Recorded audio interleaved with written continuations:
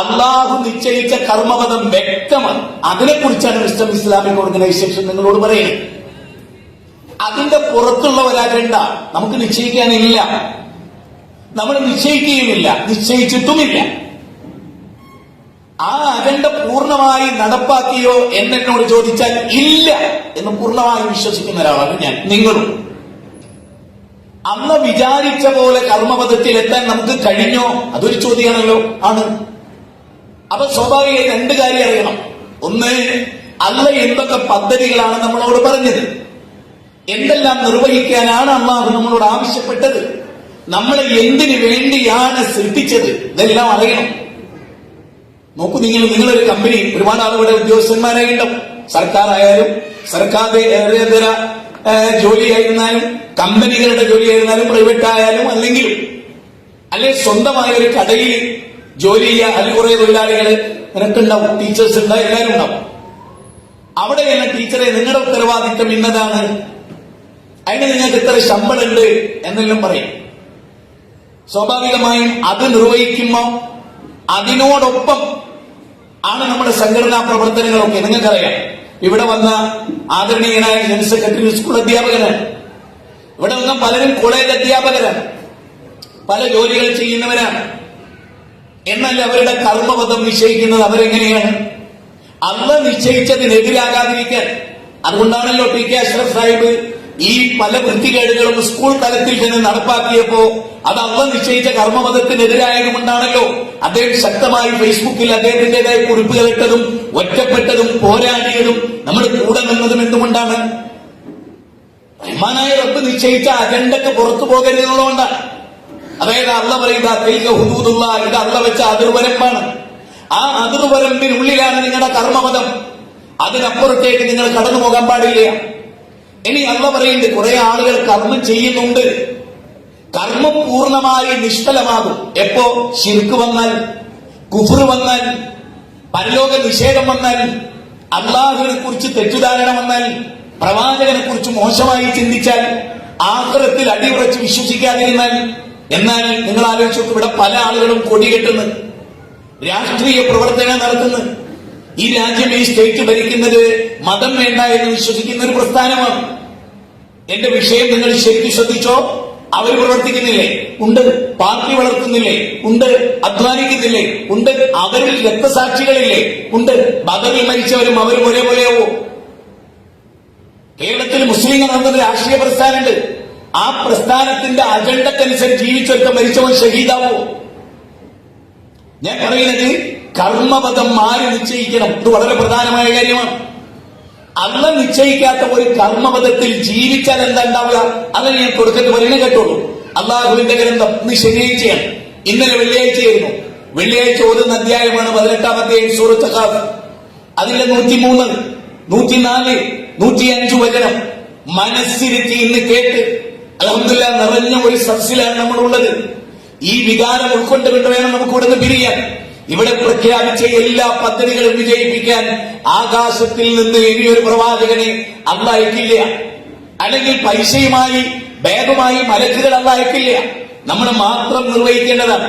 സാമ്പത്തികം വളരെ പ്രധാനമാണ്. ഇവിടെ നടന്ന ഒട്ടുമിക്ക പദ്ധതികളും കോടികളുടെ പദ്ധതികളാണ്. പള്ളി വേണം, അറബി കോളേജ് വേണം, വനിതാ കോളേജ് വേണം, ദാറുൽ നിലനിൽക്കണം, നമ്മൾ എടുത്ത പ്രദേശങ്ങളിൽ ദവാ സെന്റർ ഉണ്ടാവണം, നമുക്ക് സ്വന്തമായി ജില്ലക്കൊരു ആസ്ഥാനം ഉണ്ടാകണം. ഇതെല്ലാം ഉണ്ടാകണമെങ്കിൽ എന്തു വേണം? കാര്യബോധം ഉണ്ടാകണം. നരകത്തിന്റെ വേദനാജനകമായ ശിക്ഷയിൽ നിന്ന് നിങ്ങളെ രക്ഷപ്പെടുത്തുന്ന ഒരു കച്ചവടം ഞാൻ പറഞ്ഞു തരട്ടെയോ? അല്ല ചോദിക്കുന്നു, ആമനു ഹൽ അദുല്ലുകും അലാ തിജാറത്തിൻ തുൻജീകും മിൻ അദാബിൻ അലീം തുഅ്മിനൂന ബില്ലാഹി വറസൂലിഹി വതുജാഹിദൂന ഫീ സബീലില്ലാഹി ബിഅംവാലികും വഅൻഫുസികും വഅൻഫുസികും ഇന്നല്ലാഹ ഇസ്തറാ മിനൽ മുഅ്മിനീന അൻഫുസഹും വഅംവാലഹും ബിഅന്ന ലഹുൽ ജന്ന. സൂറത്ത് തൗബ 111, സൂറത്ത് സഫ് 61-ാം അധ്യായം 9-10 വചനം. വേദനാജനകമായ നരകശിക്ഷയിൽ നിന്ന് നിങ്ങളെ രക്ഷപ്പെടുത്തുന്ന രണ്ട് കച്ചവടം. ഒന്ന്, ഈമാൻ ഉണ്ടാകണം. രണ്ട്, ഇത്തിബാഉർ റസൂൽ ഉണ്ടാകണം. മൂന്ന്, ഇത് രണ്ടും ഉണ്ടായിട്ട് നിങ്ങളുടെ ശരീരവും ധനവും അവർ രണ്ടുപേരും പഠിപ്പിച്ച മാർഗത്തിലാവണം ജീവിക്കേണ്ടത്.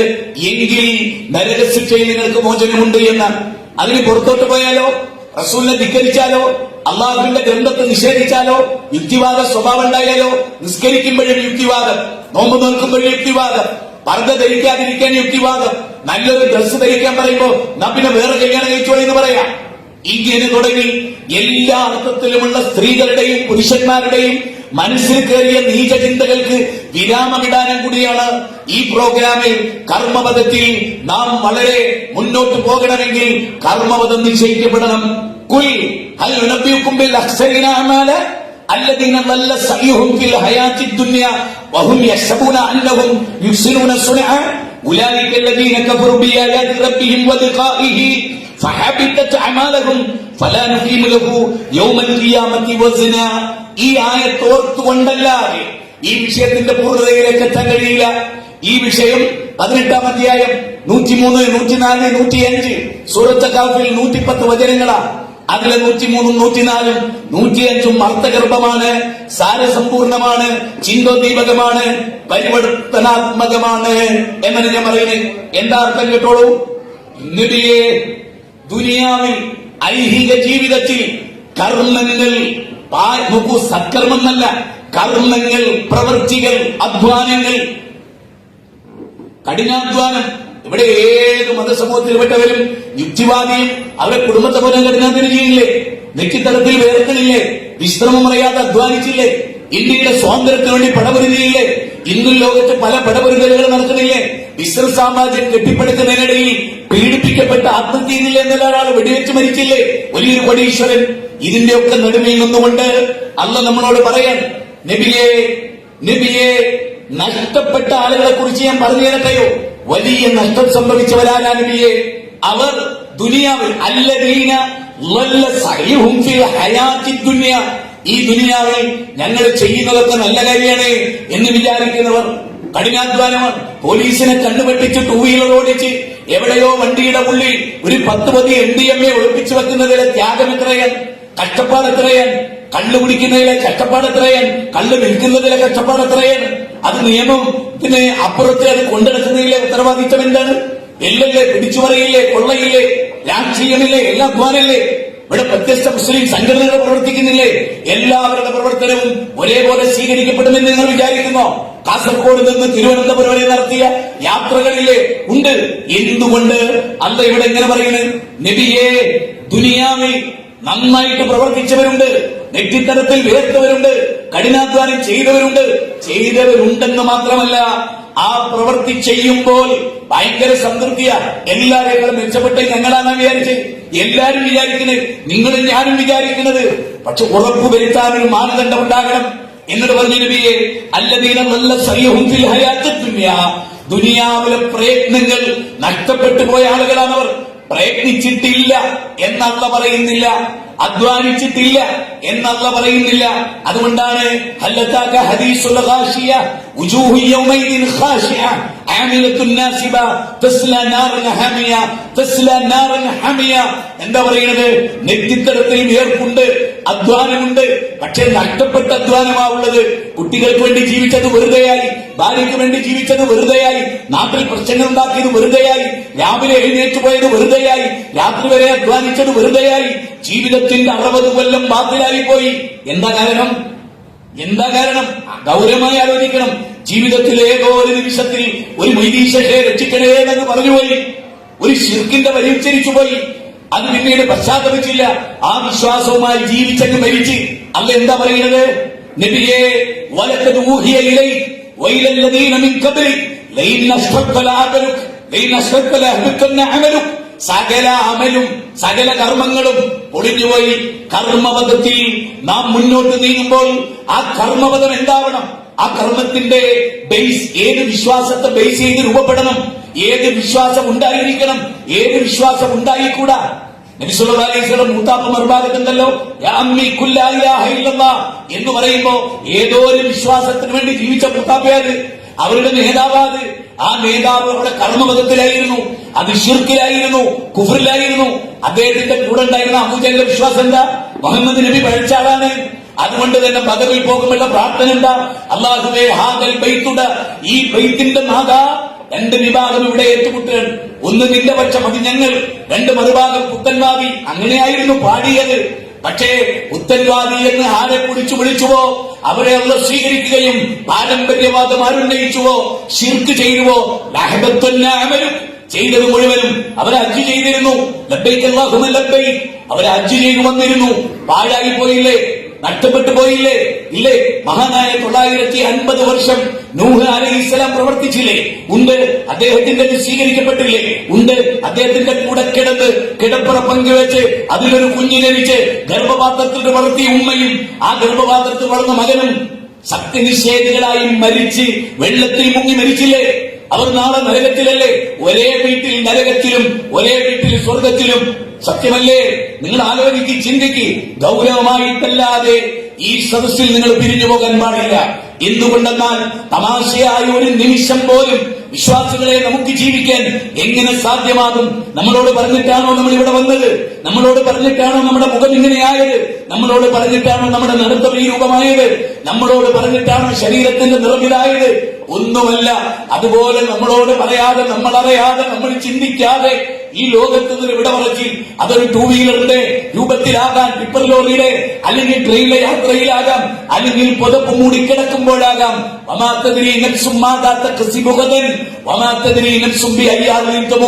നാളെ എന്ത് സംഭവിക്കും അറിഞ്ഞുകൂടാ. എവിടെ വെച്ച് മരിക്കും അറിഞ്ഞുകൂടാ. എങ്ങനെ മരിക്കും അറിഞ്ഞുകൂടാ.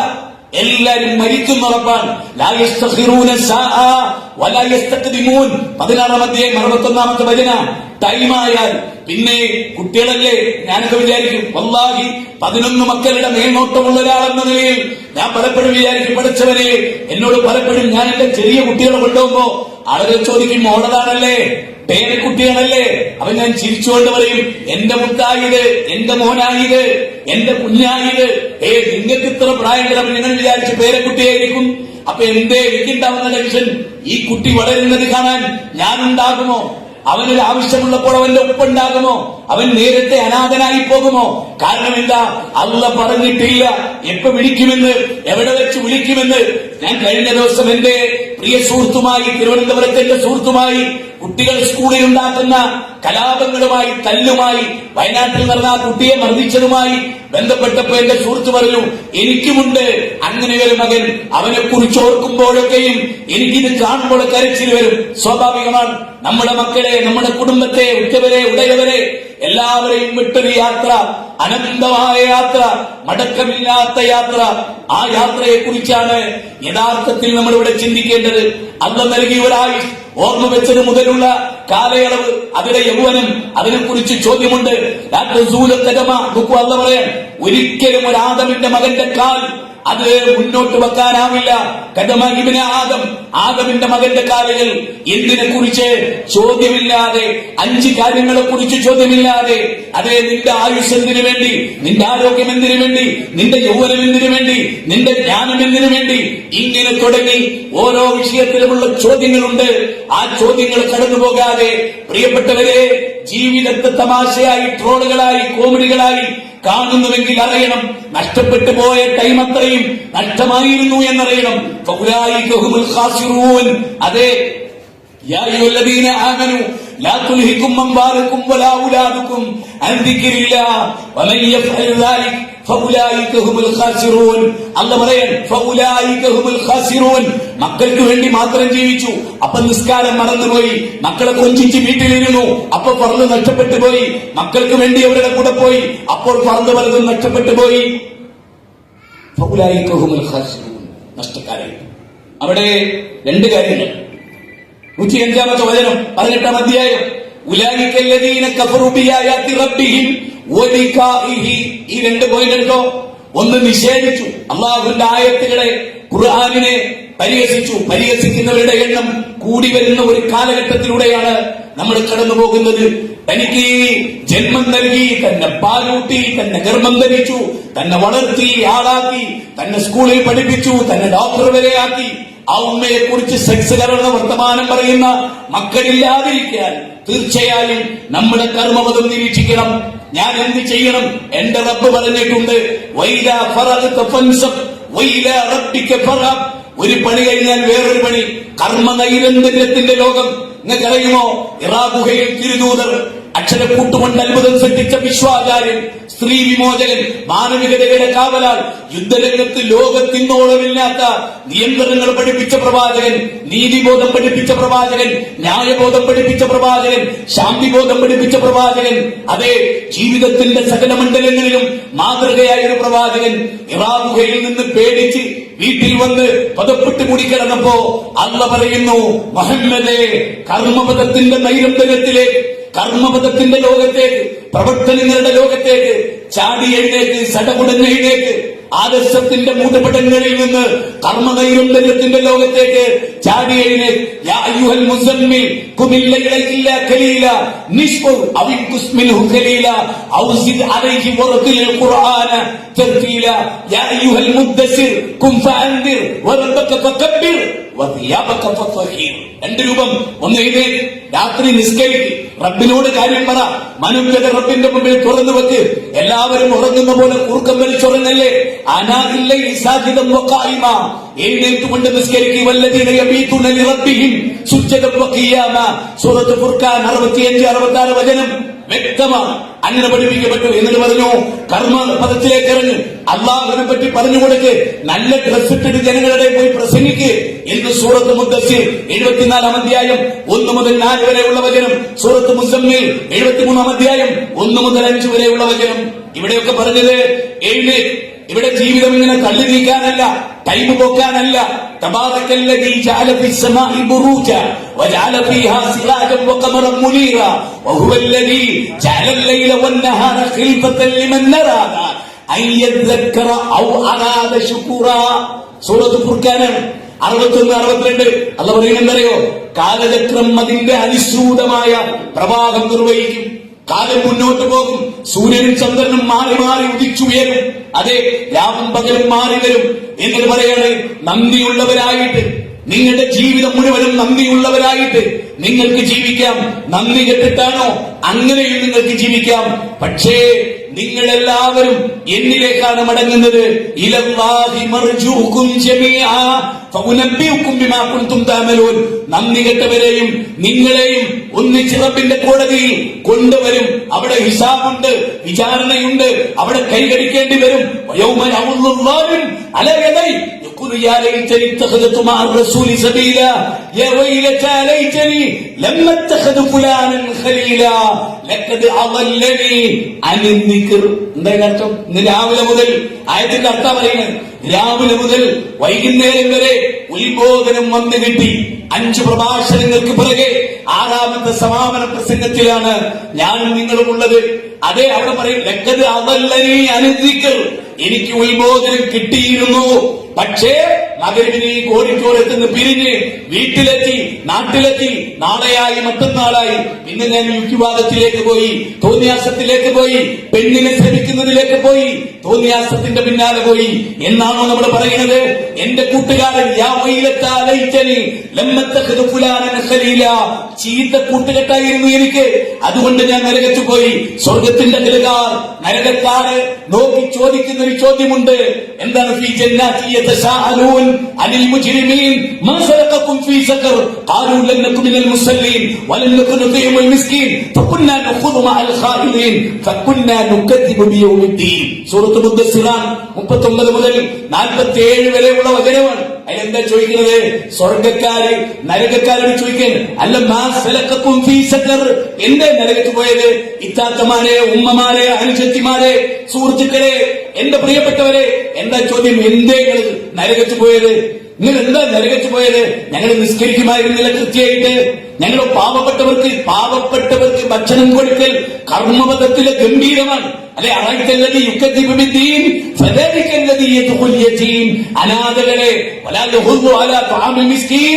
അതെ, പാവപ്പെട്ടവർക്ക് ഭക്ഷണം കൊടുത്തില്ല, അതുകൊണ്ടാണ് നരകത്ത് പോയത് എന്നാ പറയുന്നത്. മൂന്നാമത്തതോ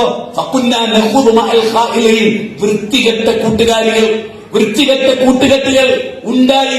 SLCക്ക് പോയപ്പോ, ഡിഗ്രിക്ക് പോയപ്പോ, +2 പോയപ്പോ കമ്പനികളൊക്കെ മോശമായി പോയി. ഞാൻ എല്ലാവരും ഒന്ന് പറഞ്ഞോട്ടെ, 6 പെൺകുട്ടികളുണ്ട്. ഞാൻ എന്റെ മക്കളോട് ആരാ കൂട്ടുകാര്? കൂട്ടുകാരനാണോ കൂട്ടുകാരിയാണോ? എന്താ അങ്ങനെ ചോദിക്കുന്നത്? അല്ല, അറിയാൻ വേണ്ടി ചോദിച്ച പോലെ അവരൊക്കെ വിളിച്ച് അടുത്ത ആഴ്ച ഞായറാഴ്ചത്തേക്ക് ഭക്ഷണത്തിന് വിളിച്ചോ. നിനക്ക് ഏറ്റവും ഇഷ്ടപ്പെട്ട കൂട്ടുകാരികളെ, ഏറ്റവും ഇഷ്ടപ്പെട്ട കൂട്ടുകാരെ അവർ ചോദിക്കാതിനപ്പ ഒന്നില്ലെന്ന് പരിചയപ്പെടാം. നിങ്ങൾ തെരഞ്ഞെടുത്ത കൂട്ടുകാരെ വാപ്പാക്ക് ഇഷ്ടാവുമെന്ന് നോക്കാനാണ്. ശരിക്കും വിളിച്ചോളോ. ഞാൻ വേറൊന്നും ക്ഷമിക്കണോട്ടോ, ഇവിടെ വെച്ചിട്ട് കള്ളത്തരം അറിയുന്ന പരിപാടിയില്ല. നിങ്ങൾ ഇങ്ങനെ കിട്ടാൻ എനിക്ക് ഇഷ്ടമല്ല. നിങ്ങൾ എല്ലാവരും ഇങ്ങനെ ആക്കണം കേട്ടോ. പരിപാടി കഴിയുമ്പോ ഇങ്ങനെ അപ്പോഴേ ഞാൻ എന്റെ കൂടെ ഉള്ളൂ. കാരണം പ്രവാചകന്മാർക്ക് ഇത് വളരെ കുറവായിരുന്നു.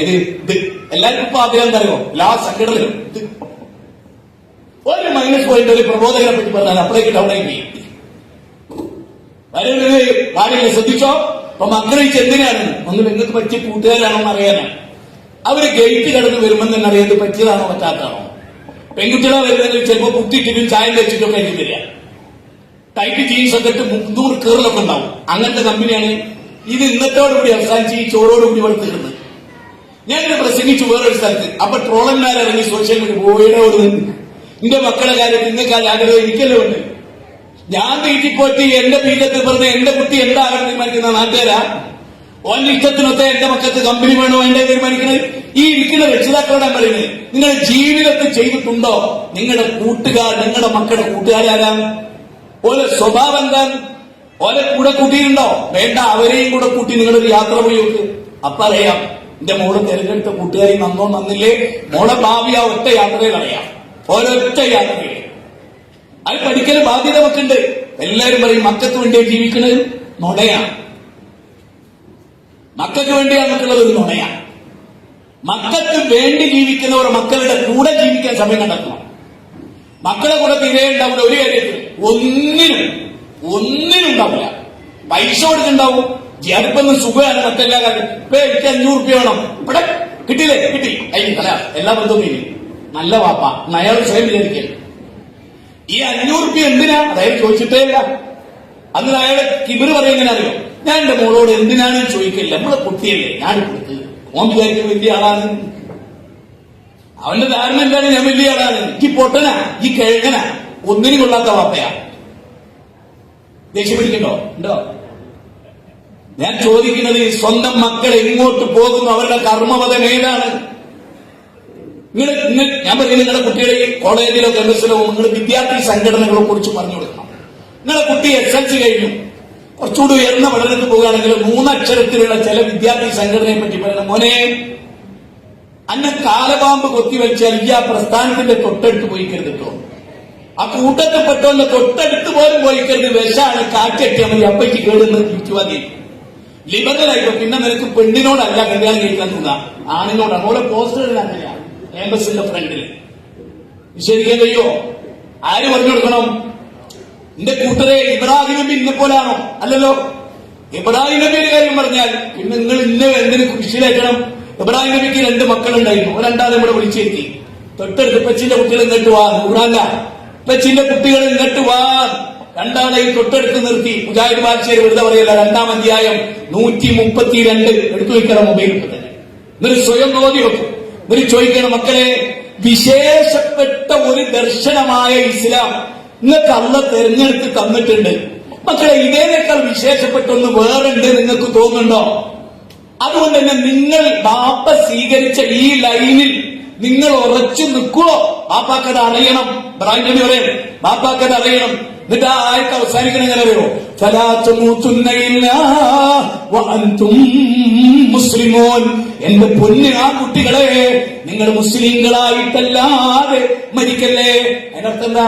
നിങ്ങൾ പോകുന്നിടത്തും, ഞാനില്ലാത്തപ്പോഴും നിങ്ങൾ പഠിക്കുന്നിടത്തും നിങ്ങളെ ചെങ്ങായിമാരെടുത്തൊക്കെ എത്തുമ്പോ ഇസ്ലാം അല്ലാത്ത പലതും നിങ്ങളെ തലച്ചോറിലേക്ക് കുത്തിക്കേറ്റാൻ നോക്കും.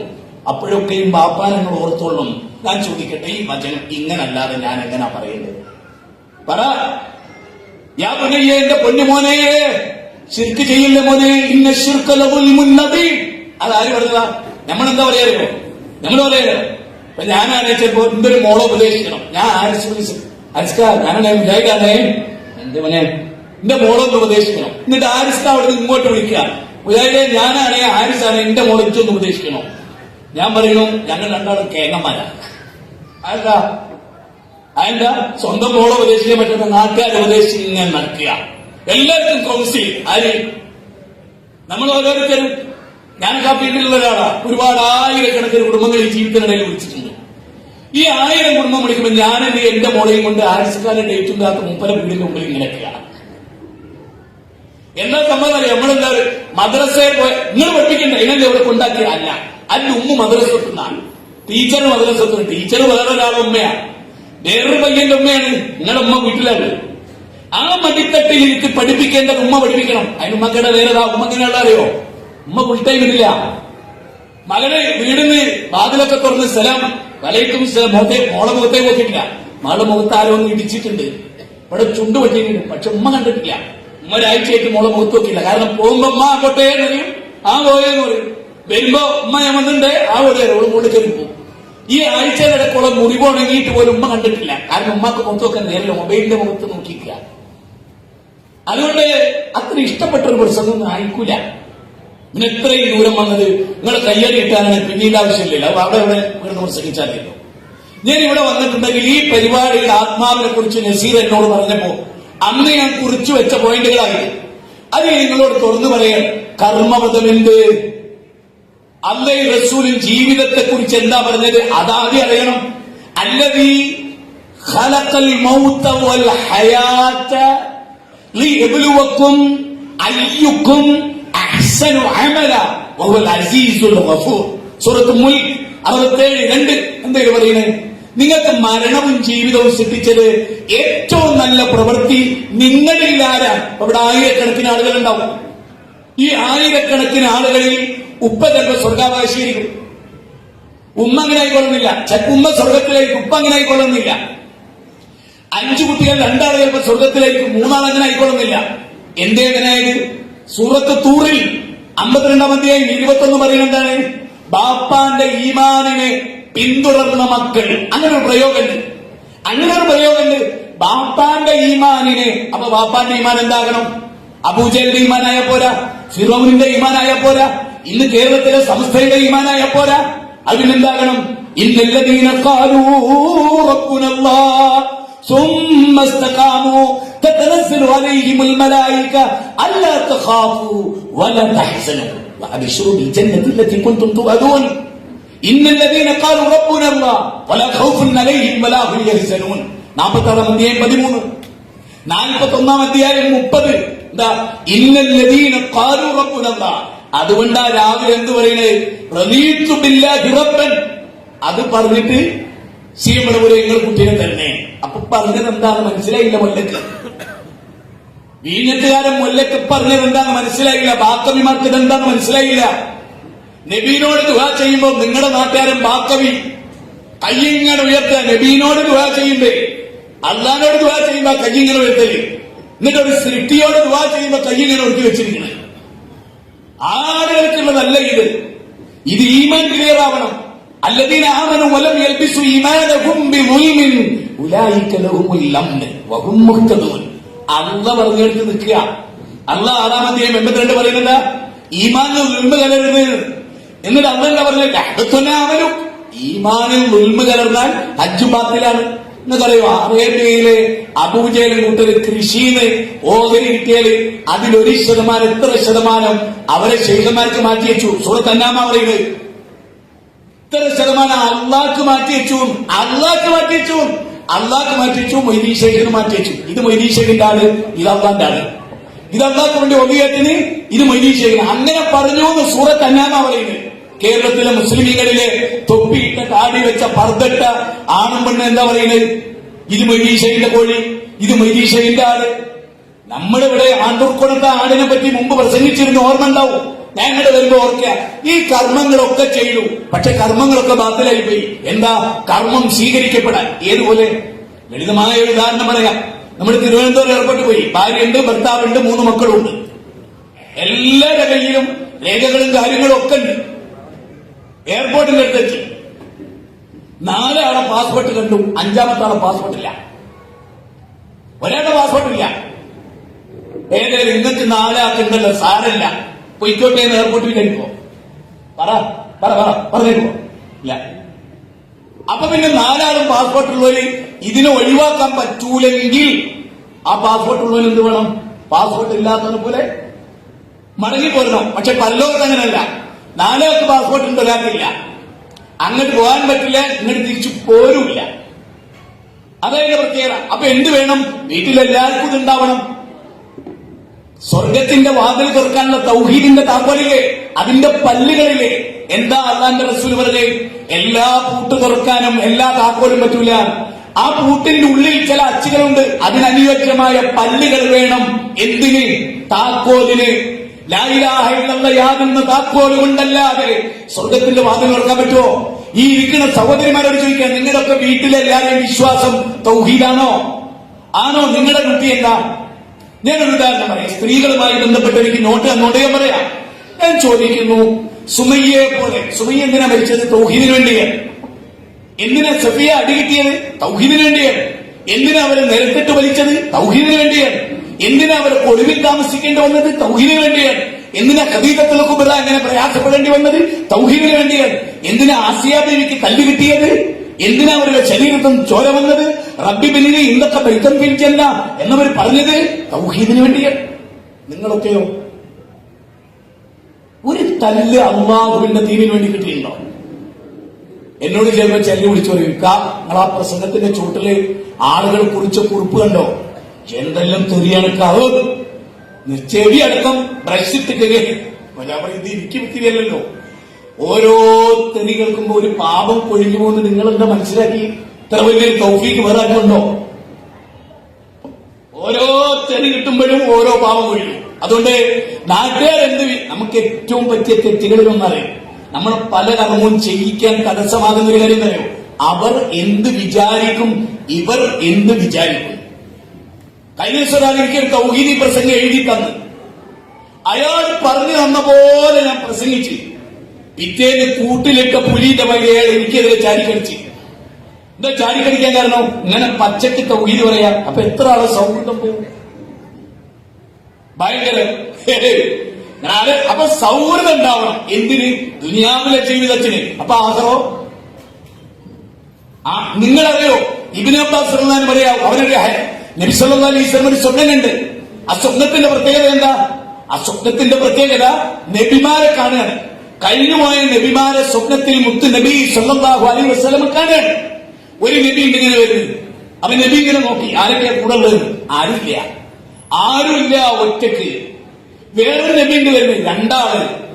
ഇങ്ങനെ ഒരു നബിന്റെ കൂടെ നിൽക്കാൻ, ആ നബി പഠിപ്പിച്ച ആദർശം ഉൾക്കൊള്ളാൻ 2 ആള്. ഇവിടെ എത്ര ആളുണ്ട്? ഈ പ്രസംഗം എത്ര ആൾ കേൾക്കുന്നുണ്ട്? നിങ്ങൾക്കറിയാം, 1 നൂറ്റാണ്ട് എന്ന് പറഞ്ഞാൽ എത്രയാ? 100 അല്ല, 100 കൊല്ലം കൊണ്ട് ഒരാൾ. 100 കൊല്ലത്തിനിടയിൽ ഒരാൾ, അതായത് നൂഹ് അലൈഹിസ്സലാം. 100 കൊല്ലം കൊണ്ട്. ആ നൂഹ് അലൈഹിസ്സലാമിന് 9.5 നൂറ്റാണ്ട് കൊണ്ട് കിട്ടിയ 12 ആണ്. പക്ഷെ അദ്ദേഹത്തിന്റെ പ്രവർത്തനം 950 വർഷം ഫുൾ സ്റ്റോപ്പ് ഇല്ല. എല്ലാവരും കേട്ട് തഴമ്പിച്ചൊരു ഖുർആനിക വചനം പറഞ്ഞ് ഞാൻ ആ സഹോദരിയുടെ കഥയിലേക്ക് വരാം. സഹോദരന്മാരെ ആലോചിക്കുക. നൂഹ് നബി എന്താ പറയുന്നത് അള്ളാഹുവോട്? ഖാല റബ്ബി ഇന്നി ദഅവ്തു ഖൗമി ലൈലൻ വനഹാറാ. ഖാല റബ്ബി ഇന്നി ദഅവ്തു ഖൗമി ലൈലൻ വനഹാറാ. രാവെന്ന വ്യത്യാസമില്ല, പകലെന്ന വ്യത്യാസം. ഇബ്നു ജരീർ ഉത്തബരി, ഇബ്നു കസീർ റഹ്മഹുല്ലാഹ്, ഇമാം ഖുർതുബി, സഅദി ഇവരൊക്കെ പറയുന്നറിയോ? 20ലധികം തവണയൊക്കെ ഇരുന്നത്രേ നൂഹ് നബി ഒരാളെ ചെന്ന് കാണാം. ഈ വന്ന ആളുകൾ ഇവിടെ എത്രയും കുറച്ച് അധ്വാനിക്കണ്ടേ? ഒരുപാട് പുതിയ ആളുകൾ അതിൽ മെമ്പർഷിപ്പ് എടുത്തവരും ഉണ്ടാവുന്നില്ലേ? ഞാൻ ചോദിക്കുന്നത്, നൂഹ് നബി അലൈഹി സ്വലാത്തു വസ്സലാമിന്റെ ഒരു പ്രത്യേകത ഞാൻ പറയാം. ഇവിടെയുള്ള നമ്മുടെ പ്രത്യേകത എന്താ?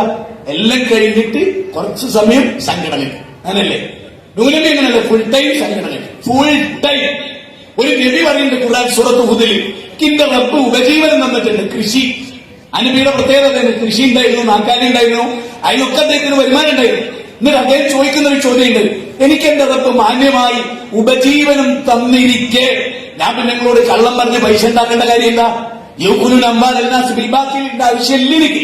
അതുകൊണ്ട് ഞാൻ നിങ്ങളെ അള്ളാന്റെ വചനം ഉദ്ദേശിച്ച് ഇന്നീലക്കും നാസിഹുൻ അമീൻ, ഞാൻ നിങ്ങളിലേക്കുള്ള വിശ്വസ്തനായ ഗുണകാംക്ഷിയാണ്.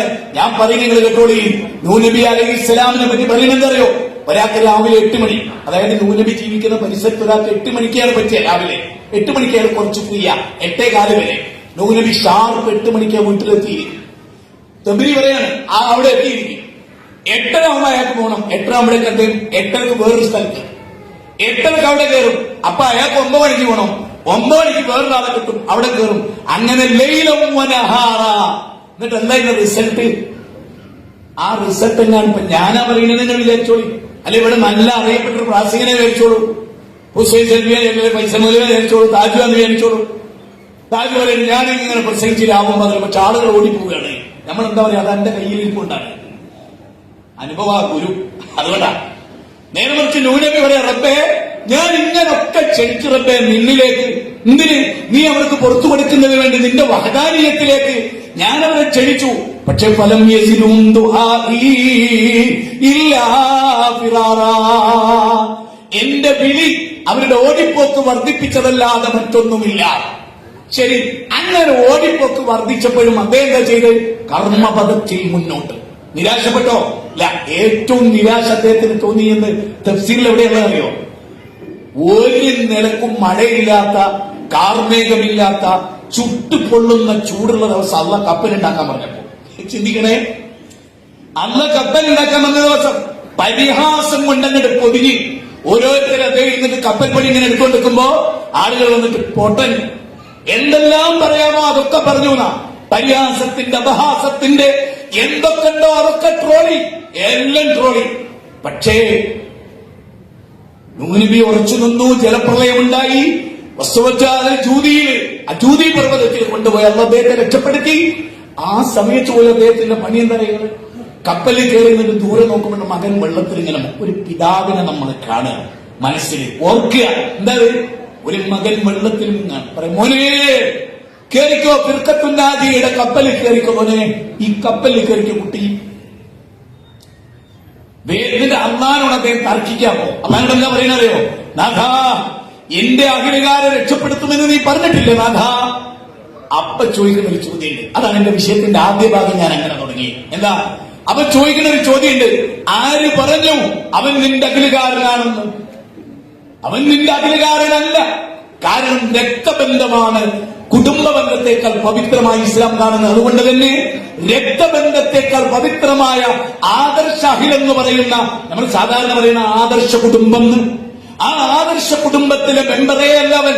നിനക്കറിവില്ലാത്തത് നീ എന്നോട് തേടരുത്. എന്നിട്ട് മകന് വേണ്ടി തേടി റബ്ബിനോട് പൊറുക്കലിനെ തേടുന്ന, കരയുന്ന ആ നൂഹ് നബിയിൽ നമ്മൾ കാണുന്നത് എന്താ? മരിക്കുന്നവരെ നിരാശയില്ലാതെ. ശരിക്കും യൂനുസ് നബി പാതി വഴിയിൽ നിരാശയോടെ പോയി. ശക്തമായി റബ്ബ് പരീക്ഷിച്ചു. എന്നിട്ട് യൂനുസ് നബി പറയുന്നെന്താ? പടച്ചോനെ ഇടക്കിന്റെ വഴിയൊന്ന് തെറ്റിപ്പോയി. ഞാൻ നിങ്ങളുടെ സുഹൃത്തിന്റെ കൂടെ വരുമ്പോ ആ സുഹൃത്ത് പറഞ്ഞൊരു വേദന, അതൊരു പൊതുവേദനയായതുകൊണ്ട് ഞാൻ സ്ത്രീകളോട് പറയേ, എല്ലാവരും അറിയേണ്ട വേദനകളിൽ ഒന്ന് തന്നെയാണ്. അതെന്താ? നമുക്ക് ഇബ്രാഹിം നബിയുടെ ഭാര്യ ഹാജരാകാൻ കഴിയുന്നില്ല. നിങ്ങളൊക്കെ വന്നത് രീതിയിൽ ഇഷ്ടപ്പെട്ടിട്ടാ. പക്ഷെ നിങ്ങളെ ഭർത്താവ് രാത്രി 1 മണി വരെ മീറ്റിംഗിന് പോയാൽ തീർച്ചയായിട്ടും അന്ന് കിടപ്പറ വിലക്കുന്ന പെണ്ണുങ്ങൾ ഈ കൂട്ടത്തിലുണ്ടാവും. പോയത് എങ്ങോട്ടാ? കണ്ടുപിടിക്കാനാ? അല്ല. കഞ്ചാവ് പിടിക്കാനാ? അല്ല. പെണ്ണ് പിടിക്കാനാ? അല്ല. പിന്നെ എങ്ങോട്ടാ പോയത്? ദീന് എങ്ങനെയാണ് തിരുവനന്തപുരത്ത് നടപ്പാക്കേണ്ടത്, എന്തൊക്കെ പദ്ധതികളാണ് എന്നൊരു മീറ്റിംഗ് കൂടാൻ പോയത് ആ ഭർത്താവ്. ഭർത്താവിനോട് മിണ്ടുന്നില്ല, സലാം പറയുന്നില്ല, യാതൊരു കാര്യവുമില്ല. അല്ലേ? ആലോചിച്ച് നോക്കാൻ വേണ്ടി പറയാം. അവിടെ ഭാര്യ എന്ത് ചെയ്യുന്നു? പിണങ്ങുന്നു. എന്തിനെ ഭാര്യ പിണങ്ങിയത്? അള്ള വിട്ട കർമ്മ പദ്ധതി അനുസരിച്ച് എന്റെ ഭർത്താവ് പ്രവർത്തിച്ചു. അതുകൊണ്ട് തന്നെ ഞാൻ പറയുന്നു, ഒന്നും വിചാരിക്കരുത്. യായുല്ലദീനാമനു ഇന്ന മിന്ന സുവാജിക്കും വൗലാദിക്കും അതുവല്ലക്കും. അന്റെ കെട്ടിയോട് എനിക്ക് ശത്രുവാണ്, അന്റെ മക്കള് എനിക്ക് ശത്രുവാണ്. സൂക്ഷിച്ചോ, ശ്രദ്ധിച്ചോ. പക്ഷേ അതിന്റെ പേരിൽ അവർ ഒഴിവാക്കണ്ട, അവരോട് ചാടിക്കളിക്കണ്ട. പൊറത്തു കൊടുക്ക്, വിട്ടുവീഴ്ച ചെയ്യേ, മാപ്പാക്ക്. 64 അധ്യായം 14-15 വാക്യങ്ങൾ വ്യക്തമാണ്. ഈ ഇബ്രാഹിം നബിന്റെ ഭാര്യ ചോദിക്കുന്ന ഒരു ചോദ്യമുണ്ട്. എപ്പോ പിഞ്ചു പൈതലായ ഇസ്മായിലിനെയും ഒറ്റക്കൊരു സ്ത്രീയെയും വിജനമായ മരുഭൂമിയിൽ, ജനവാസമില്ലാത്ത, ജലസ്രോതസ്സില്ലാത്ത, ചീവീടുകളുടെ ശബ്ദം മാത്രം കേൾക്കുന്ന, എന്തെങ്കിലും അപകടമുണ്ടായാൽ രക്ഷപ്പെടുത്താൻ ഒരാൾ പോലും ഇല്ലാത്ത മരുഭൂമിയിൽ ഉപേക്ഷിച്ച് അള്ളാന്റെ കൽപ്പന ഉൾക്കൊണ്ട് ഇബ്രാഹിം നബി തിരിച്ചു നടക്കുക. ഗദ്ഗദകണ്ഠനായി, തൊണ്ടയിടറി, കണ്ണിൽ നിന്ന് കണ്ണുനീർ ചാലത്തൊഴുകി, തിരിഞ്ഞു നോക്കാതെ നടക്കുമ്പോ, ഏയ് ഇബ്രാഹിം ചോദിക്കാൻ അല്ലാഹു അമറക യാ ഇബ്രാഹിം, അല്ലയോ ഇബ്രാഹിം അല്ല പറഞ്ഞിട്ടാണോ? തിരിഞ്ഞു നിന്ന് അദ്ദേഹം പറഞ്ഞു അതെ അല്ല പറഞ്ഞിട്ടാണ്. ഇനി നമ്മൾ ചിന്തിക്കുക, ഇബ്രാഹിം നബി ആരാന്നാണ് നമ്മളിവിടെ കണ്ടത്. ഇനി ഇത് കേട്ട ഹാജറ ബീവിയോ പിന്നെ പറയുന്നത് സാരമില്ല, ഇനി നിങ്ങൾ പോയിക്കോളി, നിങ്ങൾ അള്ളാന്റെ മാർഗത്തിലല്ലേ, എങ്കിൽ അള്ള ഞങ്ങളെ നോക്കിക്കോളും. അങ്ങനെ നിങ്ങൾക്ക് തോന്നിയിട്ടുണ്ടോ?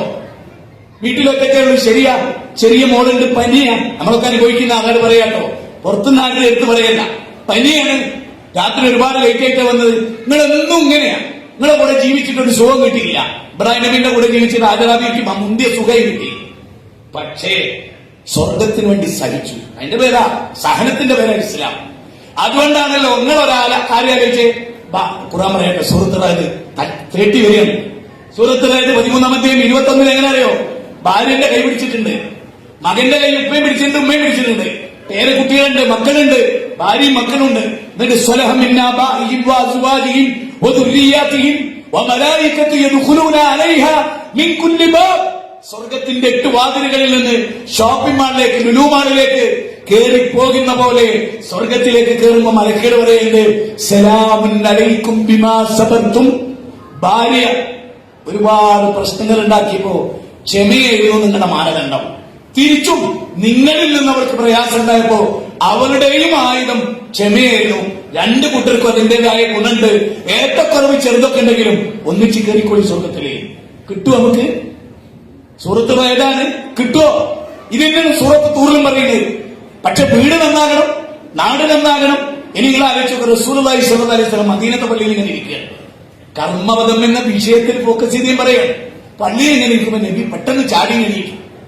സ്വഹാബത്ത് ചോദിച്ചു എങ്ങട്ടാ? ഒന്നുമില്ല, കുറച്ച് കൂടുതൽ പള്ളിയിൽ ഇരുന്നോന്നൊരു സംശയം. ഭാര്യയ്ക്ക് എന്തെങ്കിലും ആവശ്യം ഉണ്ടെങ്കിലോ നോക്കണേ മുത്ത് നബി. എന്നിട്ട് നബി ആയിഷ ബീവിയുടെ അടുത്ത് പോകും, അവിടെ ആവശ്യങ്ങളൊക്കെ നിർവഹിക്കും, മാവ് വഹിച്ചു കൊടുക്കും, വെള്ളം കൊണ്ട് കൊടുക്കും. എനിക്ക് ഏറ്റവും ഇഷ്ടം മരുഭൂമിയിൽ വിറക് ശേഖരിക്കലേ, കാരണം അതിനോളം പ്രാരാബ്ദം ഒരു പണി വേറില്ല. ഭാര്യയ്ക്ക് വിറക് ശേഖരിച്ചുകൊണ്ട് കൊടുക്കുക. അങ്ങനെ ഒരു 10 റീൽസൊക്കെ കണ്ടില്ലേ നിങ്ങൾ? ഈ റീൽസൊക്കെ കണ്ടില്ലേ? ആ റീൽസൊക്കെ കാണുമ്പോൾ നമ്മൾ വിചാരിക്കും ഇങ്ങനെ ഒരു ഭർത്താവിന്, ഇങ്ങനെ ഒരു ഭാര്യന്, അത് അഭിനയമാണ്. ഒരു പോലും അങ്ങനെ അല്ല. ഓർക്കും അറിയാം, നിങ്ങൾക്കും അറിയാം, കാണും നമുക്കും അറിയാം. റീല് ചെയ്തിപ്പുറത്ത് ഇങ്ങോട്ട് വന്നിട്ട് പൊരുന്നതല്ല. ഇതെല്ലാം എല്ലാവർക്കും അറിയുന്ന കാര്യം. ഇവിടെ നല്ല നിമിഷവും ഭാര്യയ്ക്ക് ഇങ്ങനെ നോക്കണേ, മാവ് കഴിച്ചുകൊണ്ടിരിക്കുന്ന ഒരു സംഘം ആളുകൾ വീട്ടിന്റെ പുറത്തുനിന്ന് പിടിക്കുന്നു.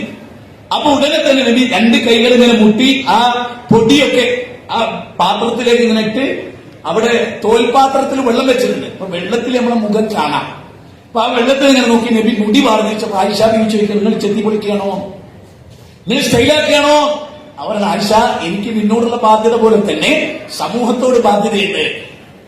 അവരെ കാണാൻ പോകുമ്പോൾ ഞാൻ എങ്ങനെ പോയത് കിച്ചണിൽ പണിയെടുക്കുന്നവനായിട്ടല്ല പോകുന്നത്, ഞാൻ അവരുടെ നേതാവായിട്ടാണ് പോകുന്നത്. നോക്കണം, ഒരേ സമയത്ത് വീട്ടിലും നാട്ടിലും പള്ളിയിലും റസൂൽ പറയുമായിരുന്നു, എനിക്ക് പള്ളിയിൽ ഇരിക്കുമ്പോൾ എന്റെ കുടുംബവുമായി ബന്ധം കുറഞ്ഞു തോന്നിയാൽ ഞാൻ പള്ളിയിലോ വീട്ടിലോട്ട് വരും. വീട്ടിലിരിക്കുമ്പോൾ പള്ളിയുമായി ബന്ധം കുറഞ്ഞു വരാൻ പള്ളിയിൽ വരും. പള്ളിയിൽ ഞാൻ മാർക്കറ്റിലെത്തും, ജനങ്ങളുടെ പ്രശ്നങ്ങളിൽ ഇടപെടും. കർമ്മ നൈരന്തര്യമായിരുന്നു റസൂലിന്റെ ജീവിതം. ഓരോ പ്രഭാതത്തിലും നോക്കൂ, ആദമിന്റെ പുത്ര, ഞാൻ ഇന്നൊരു പുതിയ ദിവസമാണ്, നീ എന്നെ മാക്സിമം ഉപയോഗപ്പെടുത്തണം, കാരണം എനിക്കൊരു റിട്ടേൺ ഇല്ല. ഹദീസ്, എനിക്കൊരു റിട്ടേൺ ഇല്ല. ഇന്ന് രാവിലെയും നമ്മളോടത് പറഞ്ഞിട്ടുണ്ട്. ഞാൻ ട്രെയിനിൽ സുബൈസ്കാരത്തിന് വേണ്ടി എല്ലാവരും വെച്ച് എഴുന്നേറ്റല്ലോ. എഴുന്നേറ്റപ്പോ എനിക്ക് ആദ്യം ഓർമ്മ വന്ന ഈ ഹദീസാണ്. കാരണം എന്റെ വിഷയം തന്നെ അതാണ്. ഞാൻ എന്തിനാ ട്രെയിനിൽ കയറി? ഇങ്ങനൊരു കാര്യത്തിനാണ്. ഇനി ഇവിടുന്ന് ട്രെയിനിൽ കയറുന്നത് എങ്ങോട്ടാണ്? നാളെ കൂടല്ലൂരേക്കാണ്. ഇതിനിടയിൽ കുടുംബല്ലേ ഉണ്ട്, വിളിയില്ലേ ഉണ്ട്, ബന്ധല്ലേ ഉണ്ട്, ചെയ്തു കൊടുക്കില്ലേ ഉണ്ട്. എന്താ കാരണം? അള്ള പറഞ്ഞു അതൊക്കെ വേണം, അതെല്ലാം വേണം. പാപ്പാനുള്ള ബന്ധം വേണ്ടേ? വേണം. ഉമ്മാനോട് വേണ്ടേ? വേണം. എല്ലാം വേണം. എല്ലാം നിർവഹിച്ചവരാണ് പ്രവാചകന്മാർ, എല്ലാം നിർവഹിച്ചവരാണ് സ്വഹാബത്ത്, എല്ലാം നിർവഹിച്ചവരാണ് താബീകൾ. അല്ലെ അബ്ദുല്ലാഹി മുബാറക് രാത്രി ഉമ്മ പറയണ, മോനെ കാലുവേദന എന്ന്. മഹാപണ്ഡിതനാ, ആഴമേറിയ കിതാബ് പറയുന്ന ആളാ. ഉമ്മ, ഞാൻ പണ്ഡിതൻ, എനിക്ക് പഠിക്കാണ്ട്. ഇല്ല, ഉമ്മയാ പണ്ഡിതൻ വേറെ, ഉമ്മയും മോനും തമ്മിലുള്ള ബന്ധം വേറെ. അല്ലേ? എന്നിട്ട് ഉമ്മാന്റെ കാല് തടവി കൊടുക്കുക. അപ്പൊ ജ്യേഷ്ഠം വന്നിട്ട് ചോദിക്കുക, എടാ തഹജ്ജുദ് നിസ്കരിക്കണ്ടേ? അപ്പൊ അബ്ദുല്ലാഹി മുബാറക് പണ്ഡിതനാണ്, ജ്യേഷ്ഠം പണ്ഡിതനല്ല. അബ്ദുല്ലാഹി മുബാറക് പാണ്ഡിത്യം കൊണ്ട് പറയാണ്, ഞാൻ തഹജ്ജുദ് നിസ്കരിക്കുന്നതിന് കൂലിയുള്ള ഒരു കാര്യമാണ് ചെയ്യുന്നത്. കാരണം എന്താ? കുഞ്ഞുനാളിൽ ഞാൻ എത്രയോ ഓടിച്ച ഉമ്മയാണ്, എന്റെ പിന്നാലെ ഓടി ക്ഷീണിച്ച കാലുകളായത്. ആ ഉമ്മാന്റെ കാല് തടവുമ്പോ എന്റെ റബ്ബിനോട് എന്നോടുള്ള ഇഷ്ടല്ലേ, അപ്പൊ കിട്ടുന്ന കൂലില്ലേ, അതിന് പകരം ഒന്നും അല്ല തഹജ്ജുദ്. ഇതാണ് ഇൽമ. അപ്പൊ അബ്ദുല്ലാഹി മുബാറക്, ഇതേ അബ്ദുല്ലാഹി മുബാറക് ചെറിയ പെരുന്നാളിന് ഡ്രസ് എടുത്ത് വരിക, തലേന്ന് ഡ്രസ് എടുത്ത് വരിക, എന്നിട്ട് ആദ്യം പോകുന്നത് ജൂതന്റെ വീട്ടിലേക്ക്. ഭാര്യ നോക്കിക്കോട്, നിങ്ങൾ എങ്ങനെ പോണേ? ജൂതന്റെ വീട്ടിൽ. എന്തിന്? നാളെ നമ്മുടെ പെരുന്നാളാ, അതിനെങ്ങനെ അവിടെ പോണേ? ഒരു കൂട്ടം ഡ്രസ് ഓനും വാങ്ങിച്ചു കൊടുക്കുക. അബ്ദുല്ലാഹി മുബാറക് ഒരു കൂട്ടം ഡ്രസ് അവിടെ വാങ്ങിച്ചു കൊടുക്കുക. ഈദ് കിസ്വയിൽ നമ്മൾ ചെയ്ത മുസ്ലിം കുട്ടിക്ക് മാത്രമല്ല, ആ മുസ്ലിം കുട്ടികളോട് ചേരുന്ന തൊട്ടപ്പുറത്തെ വീട്ടിലെ കുഞ്ഞിരാമന്റെ ഒരു കൂട്ടം ഡ്രസ് ഇട്ടാത്ത മോളുണ്ടെങ്കിൽ അവൾക്കും എന്ന സന്ദേശം കർമ്മനിരതമാണോ? ആണ്. ഞാൻ നിങ്ങളോട് പറയാം, ദാറുൽ അർക്കം എന്ന് പേരിലൊരു കോളേജ് നമുക്കുണ്ട്, ദാറുൽ അർക്കമായി തുടരുന്നുമുണ്ട്. അതങ്ങനെ തുടരണമെങ്കിൽ നമ്മൾ ദാറുൽ അർക്കമിന്റെ ചരിത്രം പഠിക്കണം. ദാറുൽ അർക്കം ഏതാ? ഇസ്ലാമിലേക്ക് വന്ന ആളുകളുടെ അഭയ കേന്ദ്രമാണ്, ജ്ഞാന കേന്ദ്രമാണ്, അറിവിന്റെ കേന്ദ്രമാണ്. അത് അർക്കമിന്റെ വീടാണ്. ആ വീട്ടിലേക്കാണ് ആര് വരുന്നത്? അബൂദർ ഗിഫാരി വരുന്നത്. അബൂദർ ഗിഫാരി വരുന്നത് അങ്ങോട്ടാ. അബൂദർ ഗിഫാരി വന്നു, ആദ്യമായിട്ട് അനുജനെ പറഞ്ഞയച്ചു. അനുജന്റെ വിവരം തൃപ്തിപ്പെടാതെ അദ്ദേഹം വന്നു. അദ്ദേഹം വന്നിട്ട്, സഹോദരങ്ങളെ, അദ്ദേഹം വന്നിട്ട് പിന്നെ അലി റളിയല്ലാഹുവിന്റെ സപ്പോർട്ടോട് കൂടി ദാറുൽ അർക്കമിലെത്തി.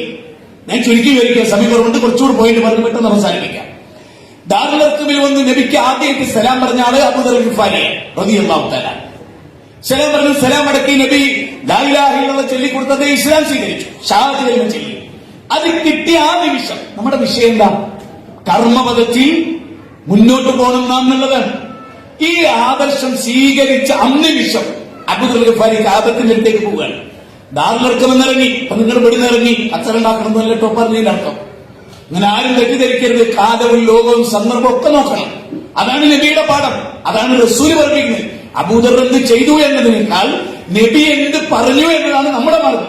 കാരണം അബൂദർ ആദ്യമായിട്ട് വന്ന ഒരാളാണ്, ദീനിന്റെ എല്ലാ നിയമം അറിയുന്ന ആളല്ല, ഖുർആൻ പോലും പഠിച്ചിട്ടില്ല. പക്ഷേ തൗഹീദ് കിട്ടിയപ്പോ അദ്ദേഹത്തിന് തോന്നി ഇത് പകർന്നു കൊടുക്കണം. അപ്പൊ അദ്ദേഹം കാബത്തിന്റെ അടുത്തെത്തി. അദ്ദേഹത്തിന്റെ കർമ്മപദം പൂരിപ്പിക്കുക, ഇത് പറഞ്ഞു കൊടുക്കണല്ലോ.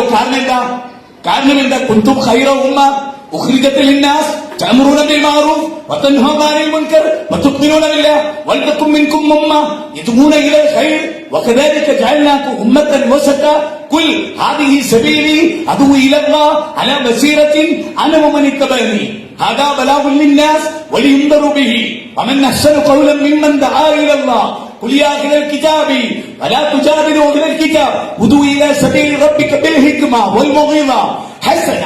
എല്ലാം ജനങ്ങളോട് തൗഹീദ് പറയുന്നതിനെ കുറിച്ചാണ്. ആ തൗഹീദിലേക്ക് ക്ഷണിക്കാൻ അദ്ദേഹം ചെന്നു. അടി കിട്ടി, കാബത്തിന്റെ അടുത്ത് രക്തൊലിപ്പിച്ചുകൊണ്ട് ദാറുൽ അർക്കമിലേക്ക് എത്തി. അപ്പൊ നബി ചോദിച്ചു, എന്ത് പണിയാണ്? ഷാത്തുകല്ലിൽ സ്വീകരിച്ചിട്ടല്ലേ ഉള്ളൂ, അതിന്റെ അടുക്ക് ആവേശം കാണിച്ചാൽ അറിയില്ലേ? ഇച്ചിരി മോശമാണ് ഈ അന്തരീക്ഷം, ഈ നാട് ഇത്തിരി പിഴയാണ്. അതുകൊണ്ട് വേണ്ട. പിറ്റേന്നും അബൂദർ അവിടെയുണ്ട്. പിറ്റേന്ന് എന്ന് അവിടെ രണ്ട് സ്ത്രീകൾ ബിംബത്തെ ആരാധിക്കുന്ന രംഗത്താണ് കാബത്തിൽ. അപ്പൊ അദ്ദേഹം അതിനെതിരെ ശബ്ദിച്ചു. ചരിത്രമാണ് ഞാൻ പറയുന്നത്. സ്ത്രീകൾ ബഹളുണ്ടാക്കി, ആളുകൾ കൂടി തല്ലി കിട്ടി. അന്നും എന്നും അങ്ങനെയാ. സ്ത്രീ ബഹളുണ്ടാക്കിയാൽ എപ്പോഴും സ്ത്രീയുടെ കൂടെ ആളുണ്ടാവും. അതിന്റെ കൂടെ തെളിവാണ് വെറുതെ ഉണ്ടാക്കിയത്. വെറുതെ അങ്ങോട്ട് നോക്കിയിട്ടുണ്ടാവില്ല, ഓനങ്ങനെ ശ്രദ്ധിച്ചിട്ടുണ്ടാവില്ല. ഇപ്പൊ തൊട്ടിനോട് പറഞ്ഞാൽ മതി. നാട്ടുകാർ ഭയങ്കര പതിപ്രതകളാണല്ലേ, ആണുങ്ങളെ കട്ടപ്പോക, മനസ്സിലായില്ലേ? അതുകൊണ്ട് എന്തെങ്കിലുമൊക്കെ ഞാനൊക്കെ ട്രെയിനിൽ കയറുന്ന എല്ലാം കയറി കയറിയിട്ട് ട്രെയിൻ പോയാൽ മതിയില്ല, ദൂരെ നിൽക്കുക, എല്ലാം കഴിഞ്ഞിട്ട് പാടി കയറും എല്ലാവരും പോയിട്ട്. കാരണം ഏത് കോലത്തിലാ ഫോണ് പിടിക്കാന്ന് പറയാൻ പറ്റില്ല. ഇപ്പൊ ബട്ടന്റെ ആകൃതിയിലൊക്കെയാണ്. അതുകൊണ്ട് നല്ല ജാഗ്രത പുലർത്തിക്കോളി. തമാശ പറയല്ല, ട്രോളല്ല. അവസ്ഥ അങ്ങനെയാണ്. കാലം അങ്ങനെ മാറി, സ്ത്രീകൾ അങ്ങനെ മാറ്റി. ഓർക്കും തോന്നിയത് എല്ലാവരും ഞങ്ങളുടെ കൂടെ നിൽക്കുന്ന എന്തുണ്ടായാലും അങ്ങനെ തോന്നല് ഭരണകൂടങ്ങൾ അവർക്ക് ഉണ്ടാക്കി കൊടുത്തു, വെറുതെ ഉണ്ടാക്കി കൊടുത്തു. അതിന്റെ ബലത്തിൽ അവർക്ക് ഏണി വെച്ചു കൊടുക്കാറില്ല, ഏതോ ഒരു ടിവിക്ക് ഏണി വെച്ചു കൊടുക്കുക, അങ്ങനെ ഏണി വെച്ചങ്ങ് കയറി. അതിന്റെ കുഴപ്പം എല്ലായിടത്തിലും ഉണ്ട്. നിങ്ങൾ നോക്കണം, പെണ്ണുങ്ങൾ ബഹളം ഉണ്ടാക്കി അടിയിട്ട്. അബൂദർ ഗിഫാരിയോട് തിരിച്ചു വന്നപ്പോൾ നബി പറഞ്ഞു, ഞാൻ പറഞ്ഞില്ലേ ചുണ്ട് പൊട്ടി മുഖം പൊട്ടി രക്തൊലിച്ചു വരുന്നുണ്ട്. അപ്പൊ റസൂൽ പറഞ്ഞൊരു കാര്യം, നമ്മുടെ വിഷയത്തിന്റെ മർമ്മമാണ് ഞാൻ പറയുന്നത്. അദ്ദേഹം പറഞ്ഞു, പൊയ്ക്കോ, നാട്ടിലേക്ക് പോയി. നമ്മൾ തിരുവനന്തപുരം ജില്ലയുടെ 84-ലധികം പഞ്ചായത്ത് ഇപ്പോൾ രൂപീകരിക്കപ്പെട്ടിട്ടുണ്ടെന്നാണ്. അത്രയും പഞ്ചായത്ത്, ഞാൻ ഇവിടെ ഖത്തീബായിരുന്ന കാലത്ത് 84 എന്റെ ഓർമ്മയിലുണ്ട്. അത്രയും പഞ്ചായത്തുകളിലേക്ക് നമ്മൾ മടങ്ങിപ്പോവുകയാണ്, ഇവിടുന്ന് മടങ്ങിപ്പോവുകയാണ്. അബൂദർ ഗിഫാരിയോട് റസൂൽ പറഞ്ഞ എന്താ? പൊയ്ക്കോ, നിന്റെ നാട്ടിൽ പോയിട്ട് നിന്റെ ഹൃദയത്തിൽ നിനക്ക് കിട്ടിയ തൗഹീദില്ലേ, നീ തൗഹീദ് മനസ്സിലാക്കി ഇനി മുതൽ റബ്ബിനെ മാത്രമേ ആരാധിക്കൂ എന്ന് തീരുമാനിച്ചല്ലോ. അത് എങ്ങനെയാണോ നീ ഉൾക്കൊണ്ടത്, അത് ഇന്ന് മുതൽ നിന്റെ നാട്ടിൽ പോയിട്ടാണ് പ്രവർത്തിച്ച ആളാണ്. അബൂ ഗിഫാരിയോട് നാട്ടിൽ പോകാൻ പറഞ്ഞു. അദ്ദേഹം ചെയ്ത പണി എന്താണ്? ശരിക്കും എനിക്ക് തന്ന നോട്ടിന്റെ ആദ്യം തന്നെ തരും, തൗഹീദിലേക്കുള്ള ക്ഷണത്തിന്റെ മൗലികത ഒന്ന് പറഞ്ഞ് നിങ്ങൾക്ക് മനസ്സിലാക്കി തരണം എന്നതാണ്. ആ അർത്ഥത്തിൽ തന്നെ ഞാൻ പറയുന്നത്, അദ്ദേഹത്തിന്റെ വീട്ടിൽ ചെന്നു. വീട് നന്നായിട്ടില്ല. അനുജനോട്, അനുജന്റെ അടുത്തേക്ക് ഒരു ആക്സസ് ഉണ്ട്, ഒരു ഇക്കാക്ക എന്നതായിട്ട്. അനുജനോട് പറഞ്ഞു, കേടാ അള്ളാഹുവിന്റെ റസൂൽ വന്നത് ഇങ്ങനെ, ഈ ലോകത്തിന് ഒരു സിട്ടാവുണ്ടെന്ന് തൗഹീദ് പഠിപ്പിച്ചു കൊടുത്തു അനുജന്. അനിയന തൗഹീദ് കിട്ടുന്നു. എന്നിട്ട് ഇക്കാക്ക അനുജനും കൂടെ ചെയ്യുന്നത് എന്താ? ഇക്കാക്ക അനുജനും കൂടെ ചെയ്യുന്നത്, ഉമ്മാനോട് നമുക്കിത് പറയാം. അങ്ങനെ അവർ രണ്ടുപേരും ഉമ്മാനോട് തൗഹീദ് പറയും. അൽഹംദുലില്ലാഹ്, ഉമ്മാക്ക് തൗഹീദ് കിട്ടും. അബൂ ഹുറൈറയുടെ ഒരു ചരിത്രമുണ്ട്. അബ്ദുൽ ഷംസ് എന്നായിരുന്നു അദ്ദേഹത്തിന്റെ പേര്. സൂര്യന്റെ അടിമ. ജാഹിലിയ്യത്തില് നബിയുടെ അടുത്ത് വന്നപ്പോൾ നബി അത് അബ്ദുറഹ്മാനാക്കി. പിന്നെ പൂജയുമായുള്ള അതിനോടുള്ള കാരുണ്യത്തിന്റെ ആർദ്രഭാവങ്ങളെ മുൻനിർത്തി അബൂ ഹുറൈറ എന്ന് വിളിച്ചു. അദ്ദേഹത്തിന്റെ ഉമ്മാക്ക് ഹിദായത്തിന് വേണ്ടി ഡെയിലി ആ ഉമ്മാനോട് തൗഹീദ് പറയും. ഉമ്മ റസൂലിനെ ചീത്ത പറയും.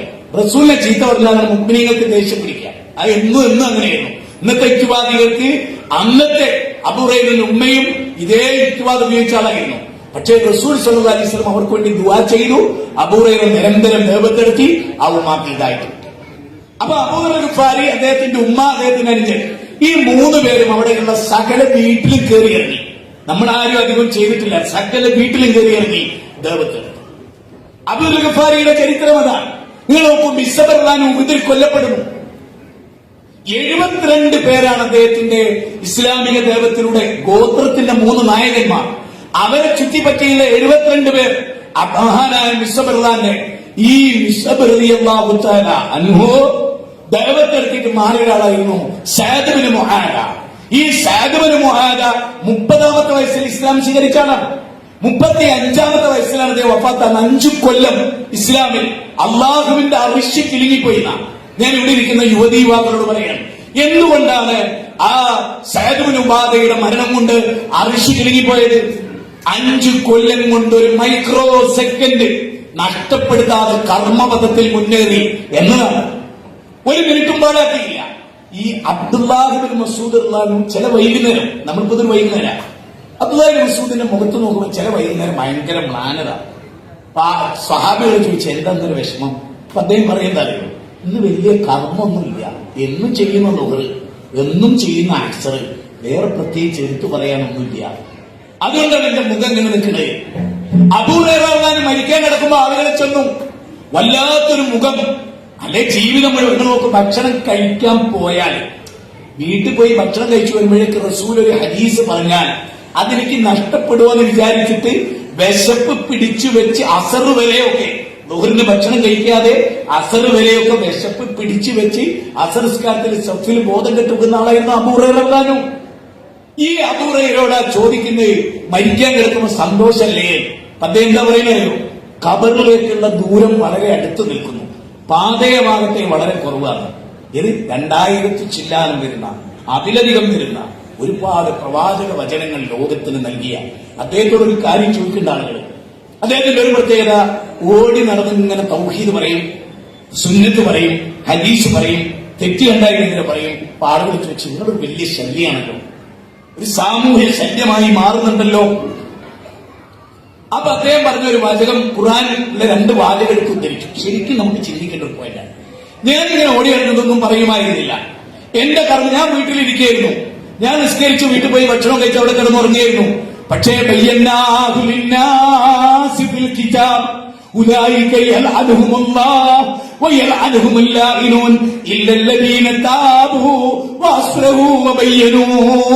സൂറത്ത് ബഖറ 159 ഈ 2 ഖുർആൻ വചനമില്ലെങ്കിൽ ഞാൻ വെറുതെ ഇരിക്കുകയായിരുന്നു. അപ്പൊ നമ്മുടെ വിസ്തത്തിന്റെ നേതൃത്വവും ഇതിന്റെ യൂത്തും ഇതിന്റെ സ്ത്രീഘടകവും ഇതിന്റെ വിദ്യാർത്ഥിനികളും ഇതിന്റെ ബാലവേദിയും ഒക്കെ ആലോചിക്കേണ്ടത് ഈ ആയത. അതിനെന്താ പറയുന്നത്?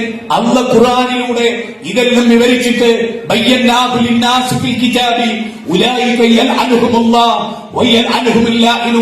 അള്ള പറഞ്ഞ കാര്യം മൂടിയേക്കുക. നേരത്തെ നസീർ സാഹിബ് മാനമൈത്രി സമ്മേളനം പറഞ്ഞു, എന്റെ മനസ്സിൽ ലഡുപൊട്ടി. എന്താ ലഡുപൊട്ടി? ഭർത്താനത്തിന് കുഴപ്പമൊന്നുമില്ല, ഉണ്ടായാൽ മതി. കാരണം അതിൽ ഇടപെട്ടുന്ന ഒരു പരിപാടിയാണ്. കാരണം നാലാൾക്ക് അത് ഹിന്ദുവിനും മുസ്ലിമിനും ക്രിസ്ത്യാനിക്കും മനസ്സിലാക്കുന്ന വിധത്തിൽ പറഞ്ഞു കൊടുക്കാൻ ഒരു നാവന്ന തന്നില്ലേ. ഇത് കണ്ണടക്കും. ഞാനൊരു മരിച്ചു നേരില്ല. അപ്പോഴേ നിങ്ങൾ എന്ത് പറയുമോ, മൂപ്പർക്ക് നിർവഹിക്കാൻ പറ്റിയ ചില കാര്യങ്ങൾ ഉണ്ടായിരുന്നു. എന്തോ കാരണം കൊണ്ട് നമ്മൾ വെറുതെ ഇങ്ങനെ പറഞ്ഞ് അങ്ങനെ എക്കാലത്തിലാണ് അത് വരാതിരിക്കാൻ അള്ളാഹ് ഞങ്ങൾ ഇന്നാളെ കിട്ടി, ഞങ്ങളത് ഉപയോഗപ്പെടുത്തി. അങ്ങനെ എവിടെ അയിനാലി.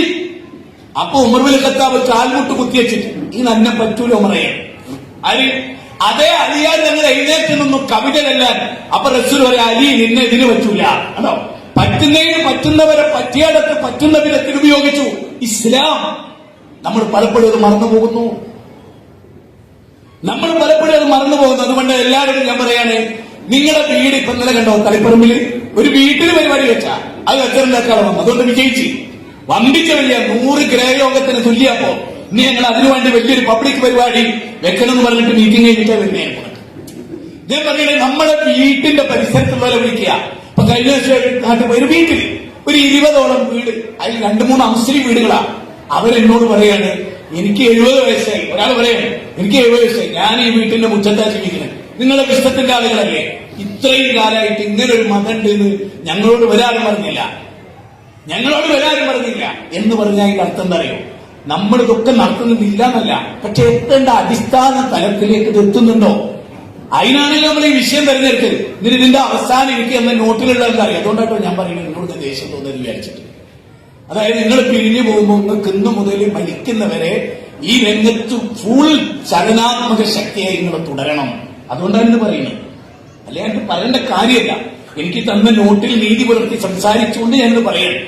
നമ്മൾ അബൂദർ ഗഫാരിയെ പോലെയാകണം. എന്നിട്ട് എന്റെ അബൂദറിന്റെ റിസൾട്ട് അതുകൂടി അറിയണ്ടേ. അബൂദർ ഗഫാരി കാലചക്രം കറങ്ങി നബി മദീനയിൽ വന്നു, ഇസ്ലാമിക ഭരണകൂടമൊക്കെ ഉണ്ടായി. ഒരു വലിയ സഞ്ചയവും കൊണ്ട് അബൂദർ ഗഫാരി ദൂരേന്ന് വരികയാണ്, മരുഭൂമിയാണ്, പൊട്ടു പോലെ. നബി പറഞ്ഞ, ആരെങ്കിലും നമ്മൾ ആക്രമിക്കാനാണെങ്കിൽ ആയുധത്തോളി എന്നൊക്കെ പറഞ്ഞു. അങ്ങനെ ദൂരെ നിന്ന് അബൂദർ വന്ന് അടുത്തടുത്ത് വന്നപ്പോ നബി മനസ്സിലായി വരുന്ന ആളെന്നതാണ്. എന്ന് അബൂദർ ഗഫാരിയെ നബി സ്വീകരിച്ചു. എന്നിട്ട് നബി സല്ലല്ലാഹു അലൈഹി വസല്ലം, ആരായത്, ഇതൊക്കെ ആരാണ് എന്ന് ചോദിച്ചപ്പോൾ അദ്ദേഹം പറഞ്ഞു, നബിയെ, നിങ്ങൾ അന്ന് ഇത്രയും ഇത് നിങ്ങൾക്ക് എടുത്തുദ്ധരിക്കാം. നിങ്ങൾ അന്ന് ഈ ഓഡിറ്റോറിയത്തിൽ ഇങ്ങനെ കൂടിയല്ലോ, രാവിലെ മുതൽ വൈകുന്നേരം വരെ. ആ പ്രസംഗങ്ങളിൽ ഓരോന്നും കേട്ട് ഞങ്ങൾ ഞങ്ങളുടെ നാട്ടിൽ പോയി, ഇതാ പുതിയ 3 യൂണിറ്റ്, ഇതാ 30 ആള് പുതിയ ആള്. ഇത് പറയണമെങ്കിൽ അബൂദർ ഗഫാരിയെ പോലെ പ്രവർത്തിക്കണം. അബൂദർ ഗഫാരിയോട് ഉമ്മ സഹകരിച്ചു, അനുജൻ സഹകരിച്ചു, കുടുംബം സഹകരിച്ചു. നിങ്ങളും സഹകരിക്കണം, ഭാര്യ സഹകരിക്കണം, മക്കള് സഹകരിക്കണം. മക്കളൊരു വഴിക്ക്, ബാപ്പ വേറൊരു വഴിക്ക്, ഉമ്മ വേറൊരു വഴിക്ക്. രാവും പകലും ബാപ്പ ഓടുന്നുണ്ടാവും. മക്കളെ കുറിച്ച് ചിന്തിച്ച് മക്കളെ നിസ്കരിച്ചോന്നുപോലും ആ ബാപ്പ ചോദിച്ചിട്ടില്ല. അപകടമാണ് എപ്പോഴും ഫുൾ ടൈം. സ്വന്തവും കുടുംബവും. സൂറത്ത് തഹ്രീം 6-ാമത്തെ വചനം എപ്പോഴും ഉണ്ടാവണം. ഇബ്രാഹിം മാത്രമല്ല, യാക്കൂബ് നബിക്ക് മരണാസനായപ്പോ മക്കളൊക്കെ വിളിച്ചു വരുത്തി. മക്കളെ എപ്പോ മരിക്കാൻ പോവുകയാണ്, ഉപ്പാന്റെ കാലശേഷം നിങ്ങൾ ആരെ ആരാധിക്കും? ഒരു മുജാഹിദ് പ്രസ്ഥാനത്തിന്റെ ശ്രേഷ്ഠത അതാണ്. സൂറത്ത് ബഖറ 133. അബൂദർ ഗഫാരിയിലേക്ക് മടങ്ങുന്നു. അബൂദർ ഗഫാരിയോട് നബി പിന്നെ പറഞ്ഞ വാചകം അറിയോ? ഈ ആളുകളെ മുഴുവൻ കൊണ്ടുവന്നിട്ട് അബൂദർ ഗഫാരി പറയാണ്, നിങ്ങൾ അന്ന് എന്നോട് പറഞ്ഞല്ലോ, ദാറുൽ അർഖമിൽ വെച്ച് പറഞ്ഞല്ലോ, ഈ ഓഡിറ്റോറിയത്തിൽ വെച്ച് ഇപ്പൊ പറയുന്നല്ലോ, ഇത് കേട്ടാ പിന്നെ നടപ്പാക്കണല്ലോ. അങ്ങനെ ഞാൻ എന്റെ നാട്ടിൽ പോയി, എന്റെ ഉമ്മ മാറി, എന്റെ അനുജൻ മാറി, ഞങ്ങൾ എല്ലാ ഗോത്രത്തിലും കയറിയിറങ്ങി, എല്ലാവരോടും ഞങ്ങൾ പറഞ്ഞു. അള്ളാഹുവിന്റെ തൗഫീഖ് കൊണ്ട് അവരൊക്കെ ഹിദായത്തിലായി. ആ സംഘത്തെയുമായി ഞാൻ വന്നു. അബൂദർ ഗഫാരിയുടെ ഷോൾഡറിൽ കൈവച്ച് തട്ടിക്കൊണ്ട് പ്രവാചകൻ പറഞ്ഞു, ആകാശത്തിന്റെ ചുവട്ടിലെ ഏറ്റവും വലിയ ജിഹാദാണ് അബൂദറെ താങ്കൾ നിർവഹിച്ചത്. ഞാൻ ഒന്ന് ചോദിച്ചോട്ടെ, നമ്മുടെ ചുറ്റുവട്ടത്തെ അമുസ്ലിങ്ങൾ മരിക്കുമ്പോൾ നമുക്ക് ടെൻഷൻ ഉണ്ടാകാറുണ്ടോ? ഒരു RSS മരിച്ചു നമുക്ക് ടെൻഷൻ ഉണ്ടാകാറുണ്ടോ? ഒരു യുക്തിവാദി മരിക്കുമ്പോൾ ടെൻഷൻ ഉണ്ടാകാറുണ്ടോ? ഞാൻ നമ്മുടെ മുഹമ്മദ് ഖാൻ ഫ്രീ തിങ്കേഴ്സിന്റെ വീട്ടിൽ പോയി എന്നെ കണ്ട ഉടനെ തന്നെ ആ സാധ്യത പറയുന്നത് അതാ നേച്ചർ. ഇതാരാ വരുന്നത്? അല്ലല്ലാന്ന് പ്രസംഗിക്കുന്ന യുക്തിവാദി എന്നെ കണ്ട ഉടനെ ഇതാരാത് ബാലുശ്ശേരിയോ ഫസ്റ്റ് തന്നെ ഞാൻ പറഞ്ഞതാ ഒറിജിനൽ ഫിത്രത്ത് പുറത്തു വന്നാണ് മുമ്പ്. എന്തിനാ പോയത്? ആരിഫിനൊക്കെ ഞാൻ പോയി കാണാൻ പോയത് എന്തിനാ? നമ്മുടെ സ്നേഹമാണ്. ആരും നരകാവകാശിയാവരുത്. ജൂതക്കുട്ടി മരിക്കാൻ നടക്കുന്ന നബി എന്തിനാ ഓടിയത്? മോനെ ലായിലായില്ല പറ. മൂത്താപ്പ മരിക്കാൻ ചുറ്റിലും ബൗദ്ധ വിശ്വാസികളാ. ചുറ്റിലും നമ്മുടെ തൊട്ടയൽപ്പക്കത്തിൽ ഒരാൾ RSS മരിക്കാൻ എടുക്കുമ്പോൾ ചുറ്റിലും RSS അടുത്ത് വെച്ച് ശാത്തിലുമല്ലോ പറയിപ്പിക്കുവോ? അപ്പം വിഷയം മാറി നമ്മൾ. അതുകൊണ്ട് പേടിയാ, മിണ്ടൂല. ഞാൻ നബിയുടെ മാതൃകാലല്ലേ ആണ്. അത് സ്വകാര്യമായിട്ട് ചോദിച്ചു, ആണ് നിങ്ങൾ പറയുന്നൊക്കെ ശരിയാണ്, നിങ്ങൾ പറയുന്നൊക്കെ സത്യമാണ്, പക്ഷെ ഇങ്ങനെ പറയണോ? അപ്പോ ഈ സത്യം എന്ത് വേണോ? ദുനിയാവിന് വേണ്ടി മറച്ചേക്കണോ? വിഷമമുണ്ട്, സങ്കടമുണ്ട്, ദുഃഖമുണ്ട്. ഉമ്മത്തെ, മുസ്ലിം, മുസ്ലിം സമുദായമേ, നിങ്ങൾ ജനങ്ങൾക്ക് വേണ്ടി ഉയർത്തെഴുന്നേൽപ്പിക്കപ്പെട്ടവരാണ്.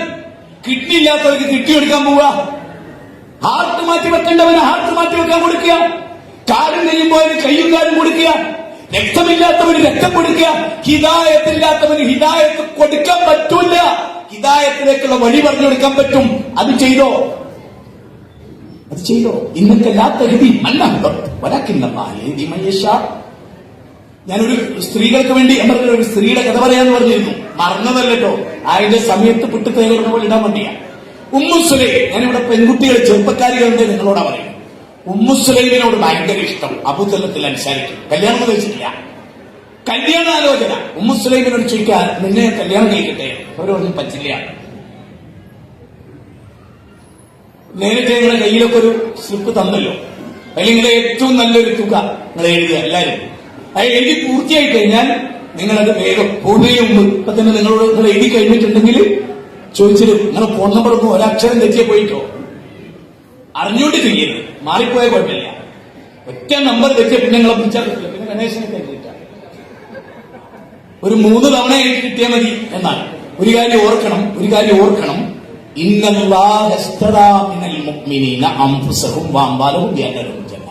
ഒരു യുദ്ധത്തിനും നമുക്ക് ഏർപ്പെടേണ്ടി വന്നിട്ടില്ല. ബദർ, ഉഹുദും, ഖന്തക്കും, ഹുനൈനും കയ്യും കാലും കരലും കണ്ണും ഒന്നും കൊടുക്കേണ്ടി വന്നിട്ടില്ല. കണ്ണ് ചൂയിലെടുക്കപ്പെട്ടവർ, കാതറുക്കപ്പെട്ടവർ, കഴുത്തിനുള്ളിലൂടെ വാൾതലപ്പ് കുത്തിക്കേറ്റിയവർ, ഇതൊക്കെ ഉണ്ടായിരുന്നു സഹാബത്തിന്റെ കൂട്ടത്തിൽ. ഇത് നമ്മുടെ പോക്കറ്റിൽ നിന്ന് പൈസ എടുത്ത് 10 രൂപ കൊടുത്താൽ മതി. നമ്മുടെ സമ്പത്ത് കൊണ്ടുള്ള ഒരു പോരാട്ടത്തിലാണ് നമ്മുടെ ഇന്ത്യയിലൊക്കെ. ആണ് നമുക്കിവിടെ എന്ത് വേണേ പൈസ വേണം. ഒരാൾ പ്രസംഗിക്കാൻ പറ്റും. അറബ് രാജ്യങ്ങളിൽ അങ്ങനല്ല. അവിടുത്തെ പ്രബോധകർക്ക് ശമ്പളമാണ്, സർക്കാർ ശമ്പളമാണ്. നമുക്കതല്ല. നമ്മൾ തന്നെ എടുക്കണമല്ലോ. ഈ മൈക്ക് ശബ്ദിക്കണേ നമ്മളെടുക്കണം, ഈ ലൈറ്റ് വേണേ നമ്മളെടുക്കണം, ഈ റെക്കോർഡ് വേണേ നമ്മളെടുക്കണം. എന്തിനു നമ്മൾ ചെയ്യണം? എനിക്ക് തന്നെ പലപ്പോഴും നേതൃത്വത്തോടൊക്കെ, ജില്ലാ നേതൃത്വത്തോട് ഞാൻ ചോദിക്കുന്നത്, പ്രവർത്തന പദ്ധതികൾ ഒരുപാട് കൂടുതലാണ്. എന്നിട്ടും നമുക്ക് സ്വർഗത്ത് പോകാൻ പറ്റില്ലെങ്കിൽ ഞാൻ വേറൊരു കാര്യം പറയാം. തെറ്റിലേക്ക് പോകാതിരിക്കാൻ ഏറ്റവും വലിയ പ്രൊട്ടക്ഷനാ സംഘടന വേണ്ടാന്ന് പറഞ്ഞ് പോയവരൊക്കെ ഒറ്റക്കാ.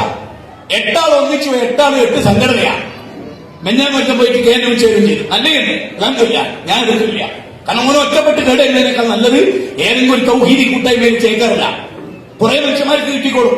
ഞാൻ അതല്ല പറയുന്നത്. ഈ സംഘടന ഇല്ലെങ്കിൽ ഉറപ്പിച്ചോളെ, സംഘടന ഇല്ലെങ്കിൽ, ആ സംഘടനാ പ്രവർത്തനമില്ലെങ്കിൽ നശിച്ചു പോകുന്നു, ഉറപ്പാണ്. നമ്മുടെ ചെറിയ കുട്ടികൾ മുതൽ മുതിർന്നവർ വരെ. ഇന്ന് എന്റെ ജില്ലയിൽ നടക്കുന്നത് എൻവിഷൻ എന്ന് പറയുന്ന കാഴ്ചയില്ലാത്ത ആളുകൾക്ക് ഉള്ളൊരു പ്രോഗ്രാമാണ്. എന്തെല്ലാം വെറൈറ്റീസുകൾ വിവിധ സ്റ്റേറ്റിലുള്ളവർക്ക് വരെ നമ്മൾ പ്രോഗ്രാമുകൾ വെക്കണം. എന്താ? ജനങ്ങൾക്കിടയിലേക്ക് നമ്മൾ കടന്നു ചെയ്യുകയാണ്. ഇത് നമ്മൾ ഓർക്കണം. നമ്മൾ ഒന്നുകൂടി ഓർക്കണം, ഏത് നിമിഷവും മരണം വന്നു ചേരാനുണ്ട്. അബൂദർ ഗഫാരിയോട് നബി പറഞ്ഞാകാൻ, യാത്ര പോകണ്ടേ അബൂദറേ? യാത്ര പോകാറുണ്ടോ? ഉണ്ട്. എന്തൊക്കെ എടുക്കാറുണ്ട്? ചുട്ടുപൊള്ളുന്ന ചൂടിൽ നോമ്പ് നോക്കാൻ പറഞ്ഞു റസൂൽ. രാത്രി എല്ലാവരും ഉറങ്ങുമ്പോൾ എഴുന്നേറ്റ് നിസ്കരിക്കാൻ പറഞ്ഞു. എന്നിട്ട് സ്വർഗത്തിൽ നിർഭയനായി പോകാൻ പറഞ്ഞു. നമ്മളെ സംബന്ധിച്ചിടത്തോളം നമ്മുടെ കുടുംബം നോക്കണം, നമ്മുടെ സമൂഹം നോക്കണം, നമ്മുടെ രാജ്യം നോക്കണം, നമ്മുടെ ലോകം നോക്കണം, ഇതൊക്കെ നോക്കണം. ഞാൻ കൂടുതൽ പറയില്ല, കാരണം 50 മിനിറ്റ് എനിക്ക് തന്നത്. വിചാരിച്ച സമയത്തേക്കാൾ കുറെ മുന്നോട്ട് പോയിട്ടാണ് നമ്മൾ തുടങ്ങിയെന്നുള്ള മറ്റൊരു യാഥാർത്ഥ്യം. ഞാൻ പറഞ്ഞു വരുന്നത്, നിങ്ങളെല്ലാവരും ഇവിടെ ഇരുന്ന് ആലോചിക്കും. അവസാനം പറയുന്നത് 5 മിനിറ്റ് നിങ്ങൾ ശരിക്കും ശ്രദ്ധിക്കും.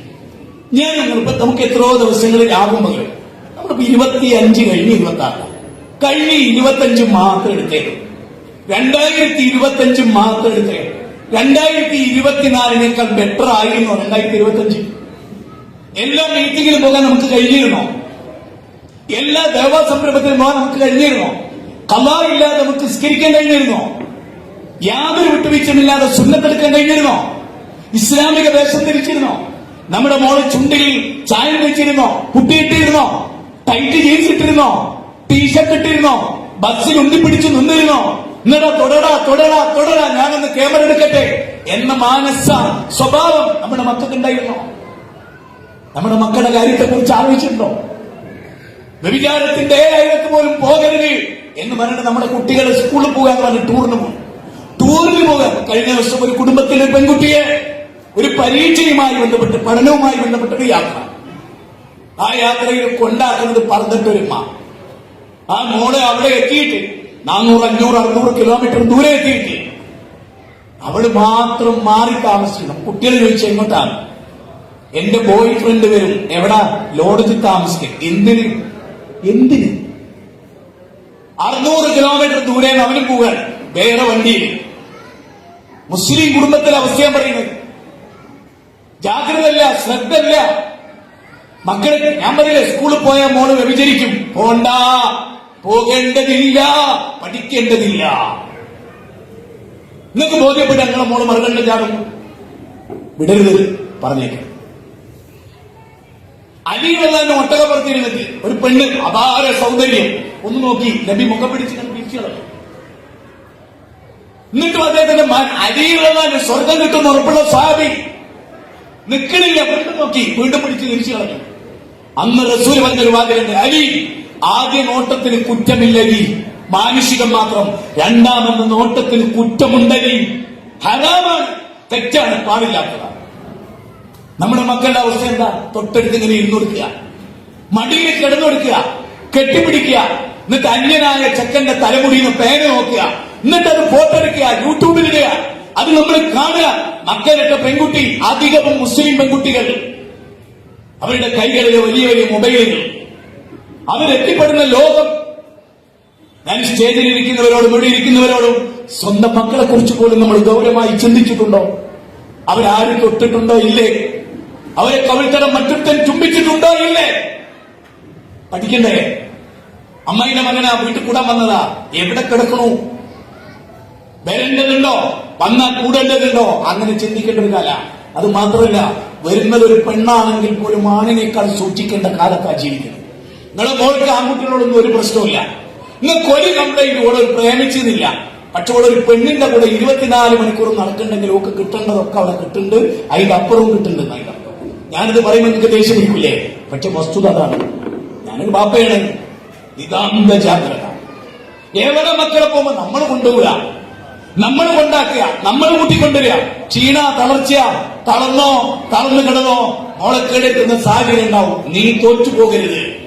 പിതാവെന്ന നിലക്ക് നീ തോൽക്കരുത്. നിന്റെ മോളെ ഒരുത്തന്റെ കൈകളിൽ സുരക്ഷിതമായി ഏൽപ്പിക്കുന്നവരെ ഒരന്യ പുരുഷൻ തൊട്ടിട്ടില്ലാത്ത നിന്റെ മകളെ അവന്റെ കൈ കൊണ്ടുപോയി കൊടുത്ത് ഏൽപ്പിച്ചു കൊടുക്ക്. ആ കുടുംബത്തിൽ ആ ഉമ്മാക്ക് ജാഗ്രത ഉണ്ടാവും. എന്ത്? എന്റെ മോളെ കേടുവരുത്തതിന്റെ അപ്പൻ അങ്ങനെ സംരക്ഷിച്ചു. നേരെ മറിച്ച് ഉപ്പയും മെയ് തിരിഞ്ഞു നോക്കില്ല. ഉമ്മ തന്നെ ടൈറ്റ് ജീൻസൊക്കെ ഇട്ടിട്ട് മുലോട്ട് വളർത്തിയെങ്കിൽ ആ കുട്ടി 18 അതിനേക്കാൾ വലുതായിരിക്കും. ചിന്തിക്കാൻ വേണ്ടിയാണ് ഞാൻ പറയുന്നത്, ചിന്തിക്കാൻ വേണ്ടിയാണ് പറയുന്നത്. അതുകൊണ്ട് നമ്മുടെ സംഘടന ഒരുപാട് സെന്ററുകളെ കുറിച്ച് പറഞ്ഞു, സ്ഥാപനങ്ങളെ കുറിച്ച് പറഞ്ഞു, യൂത്തിന്റെ പ്രവർത്തനങ്ങളെ കുറിച്ച് പറഞ്ഞു, വിദ്യാർത്ഥി സംഘടനയുടെ പ്രവർത്തനത്തെ കുറിച്ച് ഇവിടെ വിളിച്ചു. അതിനുവേണ്ടി തന്നെ നല്ലൊരു സമയം നമ്മൾ എടുത്തു. കാരണം ഈ ക്യാമ്പിൽ നിന്ന് നാം ഉൾക്കൊള്ളേണ്ട പ്രചോദനം എന്താകണം?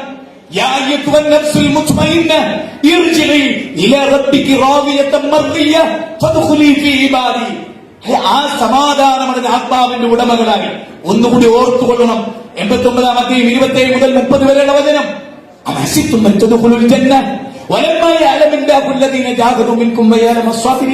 സ്വർഗത്തിൽ എളുപ്പത്തിൽ എടുക്കാൻ കഴിയില്ല ജനങ്ങളെ. ത്യാഗമില്ലാതെ, കർമ്മമില്ലാതെ, പ്രവർത്തനമില്ലാതെ നമുക്ക് എത്താൻ പറ്റില്ല. ഞാൻ പറഞ്ഞ പോയിന്റുകൾ പറഞ്ഞ് അവസാനിപ്പിക്കും.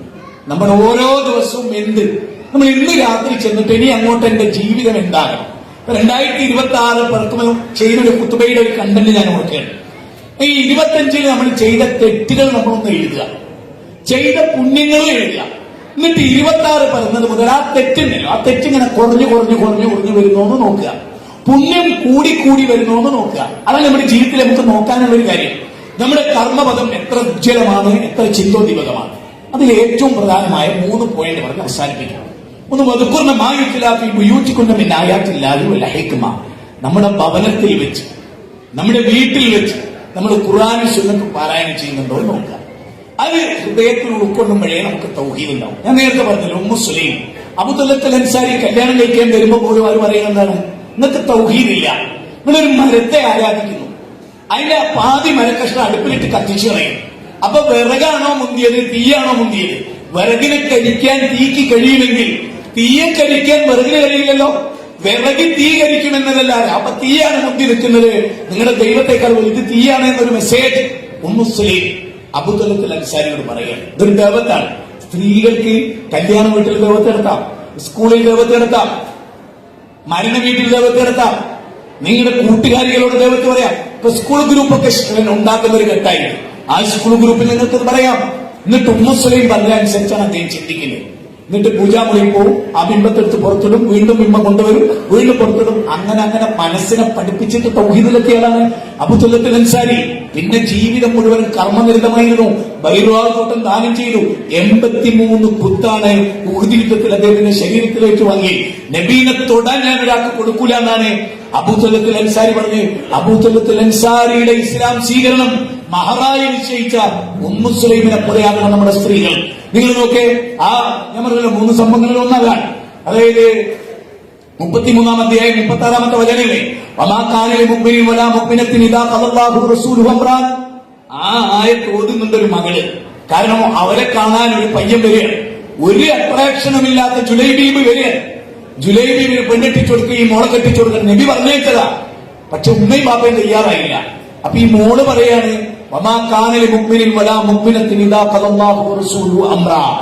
അള്ളാഹു റസൂൽ ഇഷ്ടപ്പെട്ട ഒരു കാര്യത്തിനെതിരെ ഞാൻ നിൽക്കില്ല. അള്ളാഹിന്റെ റസൂലാണ് ജുലൈബീബിനെ തെരഞ്ഞെടുത്ത്, അതുകൊണ്ട് എനിക്കത് മതി. അപ്പൊ അള്ളാഹു റസൂലും തെരഞ്ഞെടുത്തത് സ്വീകരിക്കാൻ, അതിനനുസരിച്ച് ജീവിതത്തെ ചിട്ടപ്പെടുത്താനും. ഇത് നോക്കിയ എല്ലാവരും ഏത് നിമിഷവും മരിക്കുമ്പോ മുസ്ലിങ്ങളായിട്ടല്ലാതെ നമ്മൾ മരിക്കരുത്. ആയത്തുകൾ ഓതി കേൾപ്പിക്കുമ്പോൾ നമുക്ക് ഈമാൻ ഉണ്ടാവുക. അതുകൊണ്ട് നമ്മൾ കൂടുതൽ പഠിക്കുകയും അള്ളാനെ കണ്ടുമുട്ടുന്നതിന് ഒരിക്കലും, അതായത് അള്ളാനെ കണ്ടുമുട്ടുന്നതിനെ വെറുക്കുക. അള്ളാന്റെ മുമ്പിൽ പോയി നിൽക്കണമെന്ന് വിചാരിക്കുന്നവർ ദേഹേച്ഛയെ കൺട്രോൾ ചെയ്തോട്ടെ. ഒന്നുകൂടി ഞാൻ പറയുന്നു, ഓരോ ദിവസവും എന്തൊക്കെ കർമ്മങ്ങൾ ചെയ്തു എന്ന് കൃത്യമായി ഒരു സദഖ, ഒരു ദാനധർമ്മം, ഒരു പുഞ്ചിരി, ഒരു പാവപ്പെട്ടവനെ സഹായിക്കുക, ഒരു മെസ്സേജ് ഫോർവേഡ് ചെയ്യുക, ഒരു പ്രോഗ്രാമിലേക്ക് ഒരാളെ വിളിക്കുക, ഒരാളെ വിളിച്ച് കാര്യം ഏൽപ്പിക്കുക, അവിടെയൊക്കെ ഭംഗിയായി നടക്കുന്നു ഉറപ്പ് വരുത്തുക. വീട്ടിൽ മക്കൾ നിസ്കരിക്കുന്നുണ്ട്, ഭാര്യ നല്ല ഡ്രസ്സ് ധരിക്കുന്നുണ്ട്, അവളോടുള്ള കടപ്പാട് നിർവഹിക്കുന്നുണ്ട്, മാതാപിതാക്കൾക്ക് ഞാൻ തണലാണ്. അങ്ങനെ നാടിന് മുഴുവനും ആ വചനം ഇങ്ങനെയാണ്, അതിൽ പറയുന്നത് അറിയോ, ആഴമേറിയ വേരുണ്ട് അയാൾക്ക് എന്ന് പറഞ്ഞാൽ അയാൾക്ക് തൗഹീദുണ്ട്. അതാണ് ക്രിസ്ത്യൻ പ്രവർത്തകൻ. തീർന്നില്ല, അയാളുടെ ശാഖ ആകാശത്ത് പടർന്നു പന്തലിച്ചു എന്ന് പറഞ്ഞാൽ എന്താ? അയാൾ ജീവകാരുണ്യ പ്രവർത്തനത്തിലുണ്ട്, അയാൾ രോഗികളുടെ കൂടെയുണ്ട്, അയാൾ കഷ്ടപ്പെടുന്നവരുടെ കൂടെയുണ്ട്, അയാൾ തീവ്രവാദ വിരുദ്ധ പ്രവർത്തനത്തിൽ അയാളുണ്ട്, രാജ്യത്തിന് വേണ്ടി പ്രവർത്തിക്കുന്നതിൽ അയാളുണ്ട്, പള്ളിയിൽ അയാളുടെ മുന്നിലുണ്ട്, നോമ്പിന് അയാളുടെ മുന്നിലുണ്ട്, എല്ലാ സത്കർമ്മങ്ങളിലും അയാളുടെ മുന്നിലുണ്ട്. ഇങ്ങനെ എല്ലാത്തിലും മുന്നിൽ നിൽക്കുന്ന ഒരു സമൂഹമായി മാറാൻ, കർമ്മനൈരന്തര്യത്തോടെ മുന്നോട്ട് പോകാൻ ഈ മഹാസംഗമം നമുക്ക് ഉപകരിക്കുമാറാകട്ടെ എന്ന് ഹൃദയത്തിൽ തട്ടി പ്രാർത്ഥിച്ചുകൊണ്ട് ഞാൻ എന്റെ വാക്കുകൾ ഉപസംഹരിക്കുകയാണ്. നാം ഖുർആൻ പഠിക്കുക, സുന്നത്ത് പഠിക്കുക, സ്വഹാബത്തിന്റെ ജീവിതം പഠിക്കുക, അവരെ പോലെ വളരുക. അങ്ങനെ അള്ളാഹുവിന്റെ തൃപ്തി നേടി മരിക്കാൻ ശ്രമിക്കുക. അള്ളാഹു നമുക്ക് തൗഫീഖ് ചെയ്യട്ടെ. റബ്ബനാ തഖബ്ബൽ മിന്നാ ഇന്നക അൻതസ് സമീഉൽ അലീം വതുബ് അലൈനാ ഇന്നക അൻതത് തവ്വാബുർ റഹീം.